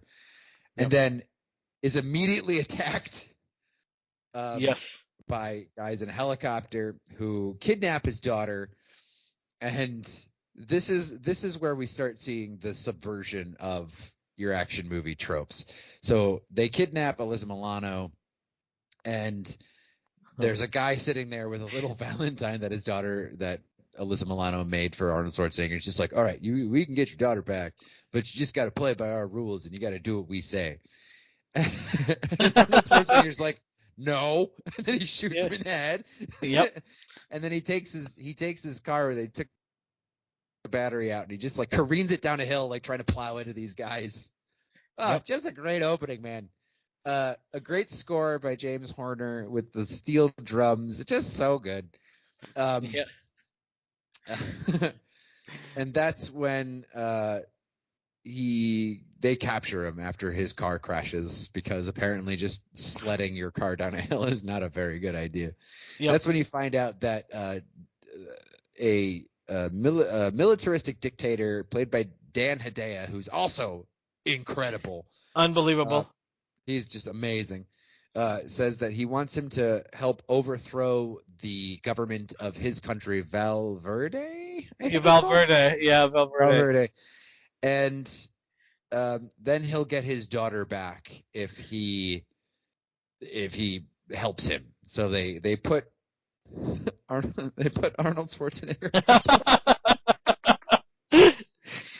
Oh man, this is great. This is so good. We meet Valverde's right hand man, Bennett. Oh, I love Bennett. Who looks like a beefed up Freddie Mercury. Yeah, he does. Yes, he does. In knitted chainmail. Yeah, beautiful. Just a fantastic villain. We'll get more into him. Yeah. So they're threatening to kill his daughter, and they put him on an airplane with a guy. And they put him on an airplane, and they're followed by another henchman named Sully, played by David Patrick Kelly, who is also amazing. Unbelievable. He was the bad guy. He was one of the bad guys in The Crow. He was in the John Wick movies. Yeah, Dreamscape. He was the bad guy. Oh, he's just a fantastic small actor, but a very good actor. Just plays this part with such smarmy charm. You love him. And then he puts Matrix on a commercial flight to Valverde with a bodyguard in tow, and again Arnold Schwarzenegger subverts the plot of the movie, kills the guy sitting next to him on the plane, snaps his neck, puts his head down, and he's just like, "Please don't disturb my friend. He's dead tired." I love it. Oh God. He climbs out the bottom of the plane, and as the plane is taking off, he climbs out onto the wheel and jumps off into a swamp. Yep, he sure does. And follows Sully, who's been pursuing Ray Don Chong. Yes. He basically kidnaps Ray Don Chong and tries to follows Sully to the mall. Yep. And Sully's just like a fucking asshole. He's just like, he keeps following Ray Don Chong along, and he's trying to hit on her, and she's just like, leave me alone. And he's like, you fucking whore. Yep. So then he goes to the mall. He finds Sully's getting passports or something, and then Ray Don Chong says that John Matrix kidnapped her. So then all the mall guards get involved. There's like an army of mall guards in this. Oh yeah. Now, I've worked security at a mall. I have never seen that many security guards at a mall in my life. No, and that mall scene is so awesome when they all topple on top of him and he just powers out of it and launches them everywhere. This is wow. Um, Arnie as Matrix in this is so amazing. Like we talk about the beginning of the film where you start with the guy taking out the trash. Oh, I thought I'd miss you. Don't worry, we won't. And shot him. Then the very next scene, the the dealer, the car salesman's like, "Ah, sit down. That's real leather. That's not like the shit they're selling over there." And the guy goes, "You know what I like the most about this? Yeah, what's that? The price. Hey, you can't do that." Runs him over, and then in like one of the best scenes of the film, you brought it up. They steal the daughter, and he goes he goes upstairs to the daughter's room, and the dead soldier falls out, and there is the guy sitting with the fucking Valentine's Day card from the daughter, and say, "Hey man, chill out, and you're gonna do what we say, right?" Wrong, and shoots him in the head. Hilarious. And you brought up the bad guy from Valverde with doing some accent. I'm not sure what accent it is, but I loved it. And he goes to Arnie, "Do you remember me?" "Of course, scumbag." I Arnie's delivery of scumbag was so fucking funny, dude. This movie, if there's a movie that's just constant entertainment from start to finish, it's Commando. Like you talked about the mall scene. He's jumping on elevators. He's swinging from fucking like these plastic things. He's fighting security guards. He's flipping over telephone booths. Uh, this is just let's throw everything at this film and use Arnold Schwarzenegger, who is this physical phenomena, who's got charisma, so much charisma, and picks his screenplay so well that as much as Arnie was dismissed before his big run because they said with his accent he could never make it, well, he fucking made it, and because he's just a phenom. This is Arnie at his best. I cannot get enough of this film. And you brought up Sully. Sully is another one that's just so great. Can you get better than this, Eric? Man, was there ever a time in this film where you're like, I'm gonna go shut this off? Uh, what do you think? No, I think this movie is nonstop, and like the reason why I kind of breeze through the plot like that quickly is because things happen that quickly in the movie. Like just like the setup and payoff of when Sully like drops him off at the airport and he says something, and Mhm. Arnold Schwarzenegger says, "Hey, you're a funny guy, Sully. That's why I'm going to kill you last." You know, and Yeah. and Sully's just like, you know. Mhm. And then so Sully tries to call Dan Hedaya to warn him that Matrix isn't on the plane, and instead of like taking him out of the phone booth that he's in, Yep. Arnold Schwarzenegger picks up the phone booth and throws it with Sully still in it. Yeah, fantastic. Oh my So god. they, him and Cindy, Radon Chung, Cindy, Yep. follow Sully and like knock him off the road, and he's like he needs to know like where the next clue is or whatever, and he finds a hotel key, and he's holding Sully over a like canyon or something with one Yep. arm by his leg, and he goes, "Remember when I said I was going to kill you last?" And he's like, "Yeah, man, you did." And he's like, "I lied," and he just drops him off a cliff. Oh Oh, my so god. good. So then Oh, go ahead. he goes to the hotel where he meets where Bill Duke is, Yes. and they get into a fight. Now, I love Bill Duke, but Yeah, Bill me too. Duke versus Arnold Schwarzenegger, I'm sorry, buddy, it's not gonna happen. No, And not at all. there's just a great scene there where they're fighting, and Bill Duke says, "This Green Beret's gonna kick your ass." And he says, "I eat Green Berets for breakfast, and I'm really hungry." Yep. And he also says, Duke goes, "Fuck you, asshole," and the gun has no bullets. And then Arnie goes, "Fuck you, asshole." He Uh, says it. He's so incredulous when he says it. He's like, "Fuck you, asshole," and then Arnold's just like offended, and he goes, "Fuck you, asshole." yeah, I fuck it, dude. Dude, that scene. And there's a porn shoot happening next door to that. Oh, was that? Oh, I thought it was just a couple like copulating, but No, yeah, I guess. they have a camera set up. All right, fair enough. And so they added that. I think like the only thing that doesn't work in here, and it's not that she doesn't like take away from it very much, but Ray Dong Chung, like the humor, they eat too much red meat and all this stuff. I think she doesn't come off as very good or believable in this, but everything else is on par. Like Sully and I always call him Nick Tortelli because that's what I remembered him as on Cheers. He's awesome in it. Fucking Bennett is so good as a bad guy. And one line I want to bring up with Sergeant Kirby or whatever his name is, when they said, "What do you expect if he's still alive?" World War III. What a fucking awesome line. That this guy, like, we're talking like this is like a one-man army sort of podcast. Cobra and Braddock are tough guys. They're no Matrix. Matrix is the No. fucking man. No. And to watch this film of him systematically destroying everyone, and you brought up Braddock shooting people and them falling down, and it becoming repetitive and all that stuff. It may be repetitive in Commando, but it's the best kind of repetitive in the world. Because when he goes and he lands on that island and he's killing fucking all these guys, a million guys, fuck. It reminds me of that movie. You ever see I'm Gonna Get You Sucker? Keenan Ivory No. Wayans made it. All right. I know the Well, movie. I've never seen it.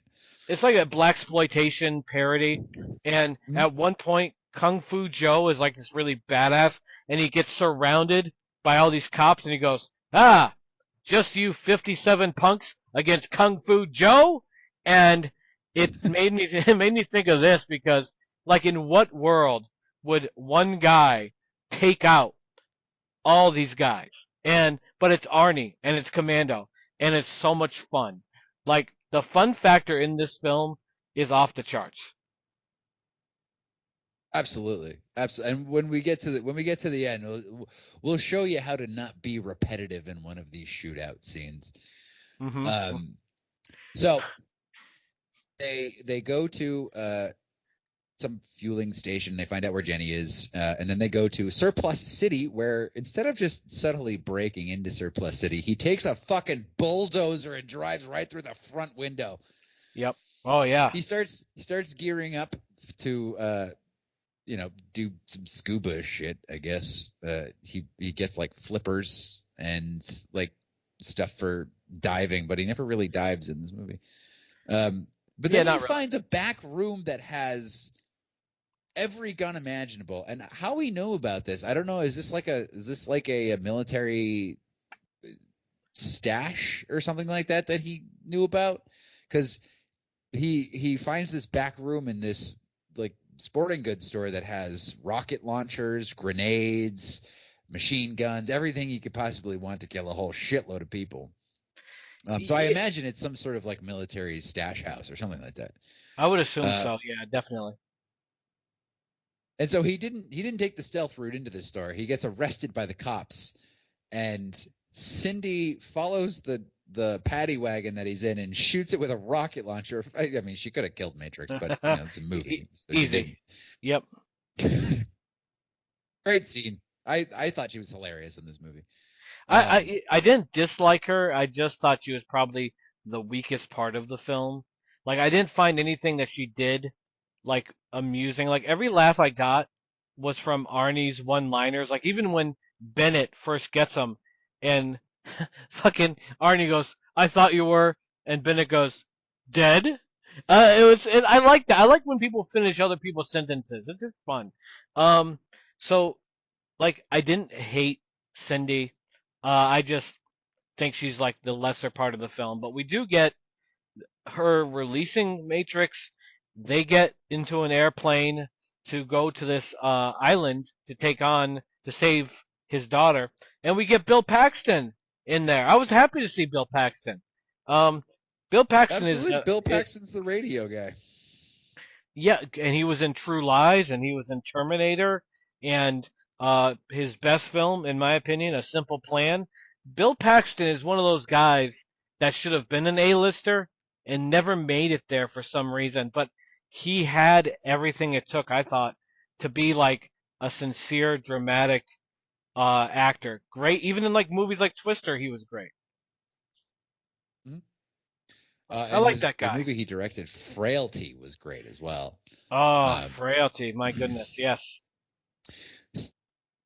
so, so then we get a pretty prolonged scene of, it's such a random scene. Like, there's a henchman outside of, is it Jenny? Is Jenny his daughter's name? Yes. Jenny's Yep. room, who's just like, he says, cutting a little girl's throat. It's like slicing warm butter. And then Bennett is just like, he goes, you little pissant soldiers.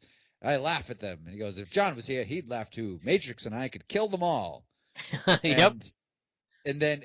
But what's kind of what I really liked about this scene, which is, I mean, it's kind of stupid, but like, it's like, it kind of shows you the motivation of Bennett, where he's jealous of Matrix. He wants to be Matrix, and Yep. he was never quite there. And he's obviously a psychopath. And Matrix, you find out that Matrix kicked him out of his unit because he didn't trust him and he was crazy. Yep. But Mhm. it was just like a dumb little scene, and he's just like, just tells you everything you need to know about Bennett and his leather pants. Yeah. Um, Yeah. So Oh, Matrix gets to the island. He rows ashore. He loads up with all of his guns. He infiltrates. He stabs a bunch of guys, a la Missing in Action. yes. Uh-huh. Then the plane with the dead guy lands from before. Dan Hedaya orders Alyssa Milano killed, and that's when all the shooting starts. Arnold Schwarzenegger, first of all, is it a rule of action movies, if you're carrying around something as big and cumbersome as a rocket launcher, you have to use it first and get rid of it? I would think so. Yeah, it would make Yeah. sense to use it first. He just starts blowing the shit out of everything. And what's really cool is, like, throughout these movies, it's all practical explosions. And Yes. one thing I love was, you saw right before he blew up a building with a rocket launcher, you just see a bunch of like mannequins standing in front of the building, Yes. who are very clearly mannequins because they don't move or react or anything like that. The building blows up and they go flying in all directions. It's fucking awesome. It is. So he runs around and just starts gunning people down, throws some grenades, but then he gets overwhelmed by all these guys. Now this is where it gets kind of interesting and inventive. So he's being pursued, and he runs into a tool shed. Yep. And this is what's cool, because it breaks up the point shoot guy falls thing I was talking about before. Yep. They try to shoot the shed down, and he comes out with like buzzsaw blades and just starts like throwing them. Oh, One yeah. dude gets scalped, and one dude gets it in the neck, and he takes out a machete and an axe, and he just starts chopping people up. It's Yep. like, fuck yeah. Like, yeah, man. Yep. And he picks up some more guns, and I thought it was really cool the way that he started shooting people in front of flowers, and the flowers like started getting cut down as he was shooting. I was just like, that's a nice little touch. Like, just, if you're going to do a scene like that where shooting can get really repetitive, just add little touches, and it sort of shakes things up. Yeah, I agree with know? you. I totally agree. And he sends that one guy back to Valverde. Shoots I love. See, they just decided to go all the way, because when he kills the Valverde guy, he shoots him, and then the Valverde guy just kind of like falls back and falls out a second story window, which they could have just had him slump down. But where's the fun in that?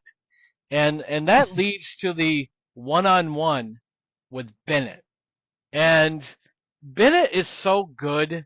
Like, this is like just an epic showdown where you got Bennett, who now has Jenny, and Matrix is like, hey, let her go. You've always wanted to fight me. You've always wanted to kill me. Here's your chance.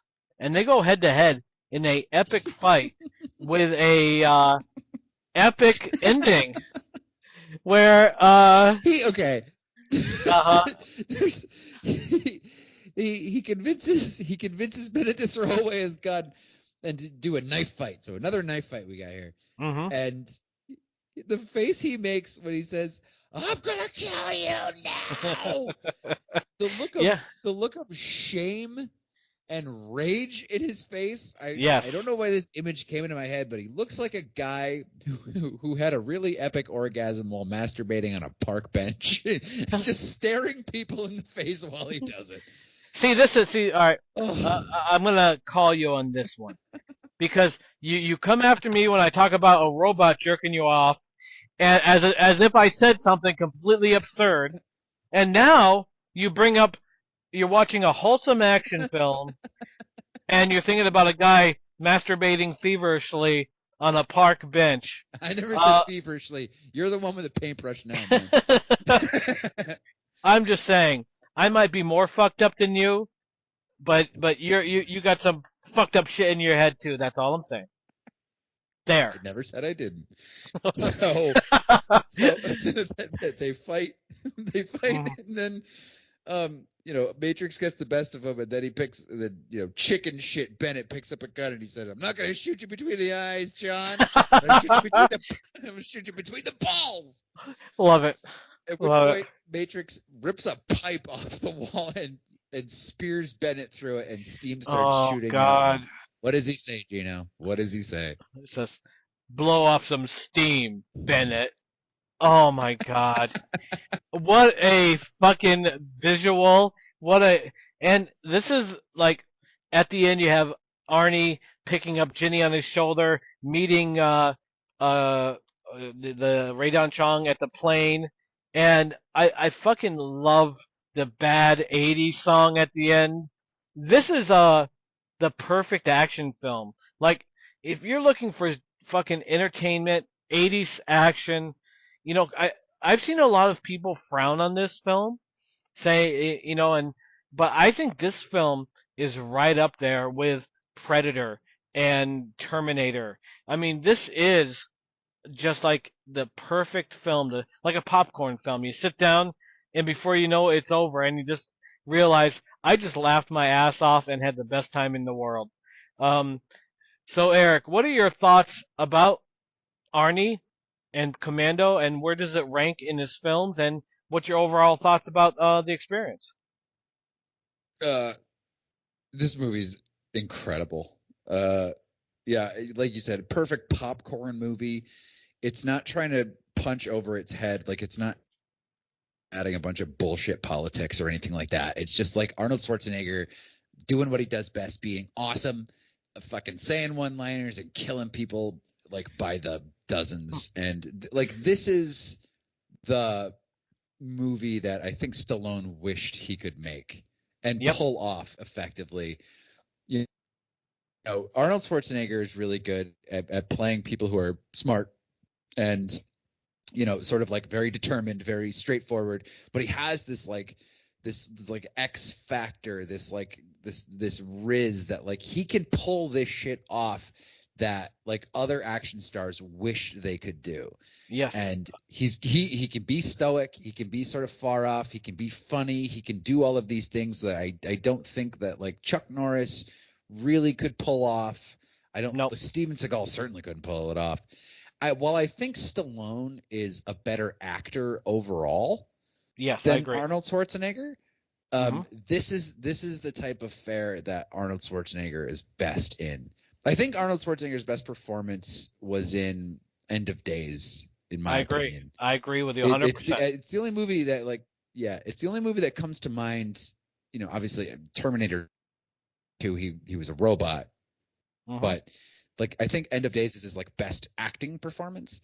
And but when you're making awesome movies like this, you don't need to be a great actor. Like, you don't need to be, be able to do a lot of emotional range. Like, this is the movie that everybody wishes they could make, and this is the movie that puts Arnold Schwarzenegger like miles ahead above everybody else. It's just like he gets it, man. Like, he understands like what he's doing, what the job is, what this movie's about, what people are here to see, and I think everybody else wishes they were this. And to me, Arnold Schwarzenegger's always been one of the biggest movie stars of all time. Growing up, he was just like the biggest movie star I could think of. But Yes. This movie is incredible. It ranks right up there with this. Like, it doesn't reach the heights of like a Terminator 2, Yep. or True Lies. But I mean, that's just great filmmaking, like James Cameron's part, like him doing that. But this is up there, man. Like, definitely, maybe just like slightly below Predator, because Predator is also just a great director. Like, John McTiernan is a phenomenal director. But like, this is pure fun. Everybody can love this movie, I think, even if they don't like gory action films. I think everybody could find something in this that they enjoy. And Schwarzenegger's legend, man. You can't really touch him. So that's what I think. What do you think, Geno? Arnie has the it factor, and he has it more than anybody in history. Like, when he can do anything, it's going to draw eyeballs because he's just that, like, whatever, like, the aura is, whatever makes the it factor, he has it. And you brought up comedy. He can do comedy. He can do action, obviously. He can, and you brought up End of Days. End of Days, he took off some muscle mass for that role to make him. I think he wanted to make a point in that role, and he did, that he can act. And I think the difference between him and Stallone is Stallone, like, is a good actor. Like Rocky, he had Rocky, and then, and like you said, Copland and First Blood. But like, there's certain people that are like larger than life. Like, I always say there are movies that are more than movies. They're events, like Jurassic Park and Terminator 2. Stallone doesn't have the oomph for that, but Schwarzenegger, man, he just does it almost every time. And even in his later days, when he was in that escape plan with Stallone, when he was sitting there drawing a picture for the warden and saying he always wanted to be an artist, and then looked at the warden and said, "Is this what you wanted to be?" Very disgusted, and it just showed, like, even with bad material, Arnie is just an attraction. So, Commando is about as much fun as it gets. I've watched this film a million times. Um, Look, great line after great line after great line, and it's not just Arnie. You got the whole, hey, I thought I hope didn't want to miss you. Don't worry, we won't. And then Bennett has some lines. It's just a great film, great fun. And I'm with you. True Lies, Terminator 2, Judgment Day, Predator, better than Commando, but Jesus, fuck, they're better than everything else as well. Like, it's not an insult to Commando, because Commando, it's up there with probably the top 15 action films of all time, maybe even top 10. So love this movie, laugh every time, never gets old. And as far as a fun factor goes, if you're looking for a fun action film, go with this one. And now, finally, to sum up, if just out of curiosity, and I'll do the same, Eric. Top Norris, top Stallone, top Arnie movie, go. Well, I haven't seen too many Chuck Norris movies, and while I fully acknowledge that it's a stupid movie, it's really dumb. I understand that wholly. Mm-hmm. I really liked Invasion USA. Yeah. It is good. I like that movie. Yeah, it was really dumb, but it was really good. So stupid. Top Stallone movie? Yeah. Oh, that's a great question. I would say maybe First Blood Mm-hmm. is Yep. is his best, because the end of that movie is so good and so impactful. I mean, you're talking about the way soldiers were treated after Vietnam, like that. Yeah. The end of that movie sums it up like so well, and the effect that it had, and just seeing him cry and just like break down in tears at the end of that movie, and like after all of this violence and all this chaos, and the whole thing winds up being an emotional climax. Like, Yep. and what a performance by him! What a performance! Yes. As far as Arnold Schwarzenegger goes, does it get better than Terminator 2? Oh, I don't think so. Terminator 2 is just an all-around amazing film on so many levels. Like, even people who aren't action movie people love that movie. yeah. And like, you have to respect it because like, as a companion to Terminator 1, it's a great film. As a film in and of its own, it's a great film. And Arnold Schwarzenegger was just really smart about working with really good filmmakers that knew what to do with him and knew how to make him look larger than life. So I would say, probably First Blood, Invasion USA, and Terminator 2. I can't believe I put the Invasion USA with those two other movies. That's what I would say. What would you say, Geno? For Chuck Norris, Missing in Action to the beginning, love that film. But if you're going to go with something that's not war related, The Hero and the Terror is so much fun. It's another great Chuck Norris film. So I would say 1A and 1B there for those two, for the best Chuck Norris film. For Stallone, it's tough because I love Rocky. I fucking love Rocky, but after listening to your commentary on First Blood, and with the addition of Troutman, I would lean by a hair to First Blood as the one that's the, as far as the overall delivery, First Blood, and that ending, like you said, he's such a badass. He's so destructive, and then at the end, you see how broken he is, and it's so awesome, and it's so moving, and it does, like we talked about, like politics aside, like what war does to people, and it's so sad, and I think it kind of shines a light on that. So yeah, I'm down with that too. And Arnie, oh my God, Arnie's the toughest to say this is the best film because he's got Running Man, he's got Predator, he's got Total Recall, he's got fucking Terminator 2 and True Lies. But you put a gun to my head. Red Sonja. Oh God, yeah, and Junior. But you put a gun to my head, I would go with Terminator 2 Judgment Day because that is not a film. That's an event. That's something where if you're not watching it on a projector with a fucking 200-inch screen, you're doing a disservice to the movie and to yourself. So yeah. So anyway, Eric, this was a good time. 3 men, all one-man army with Arnie reigning supreme. Absolutely, man. It's always good bullshitting with movies about you. And guys, I swear I'll try to get Geno back on his meds for the next episode. Well, and I will say this after much reflection, Stephen King, if you're listening, no apology. Thank you everyone for listening, and we appreciate it, and we will see you next time. Good night. All right, Eric. Subject to changes, nothing stays the same. Life keeps spinning in this endless game. Grab your worries, throw them to the flame.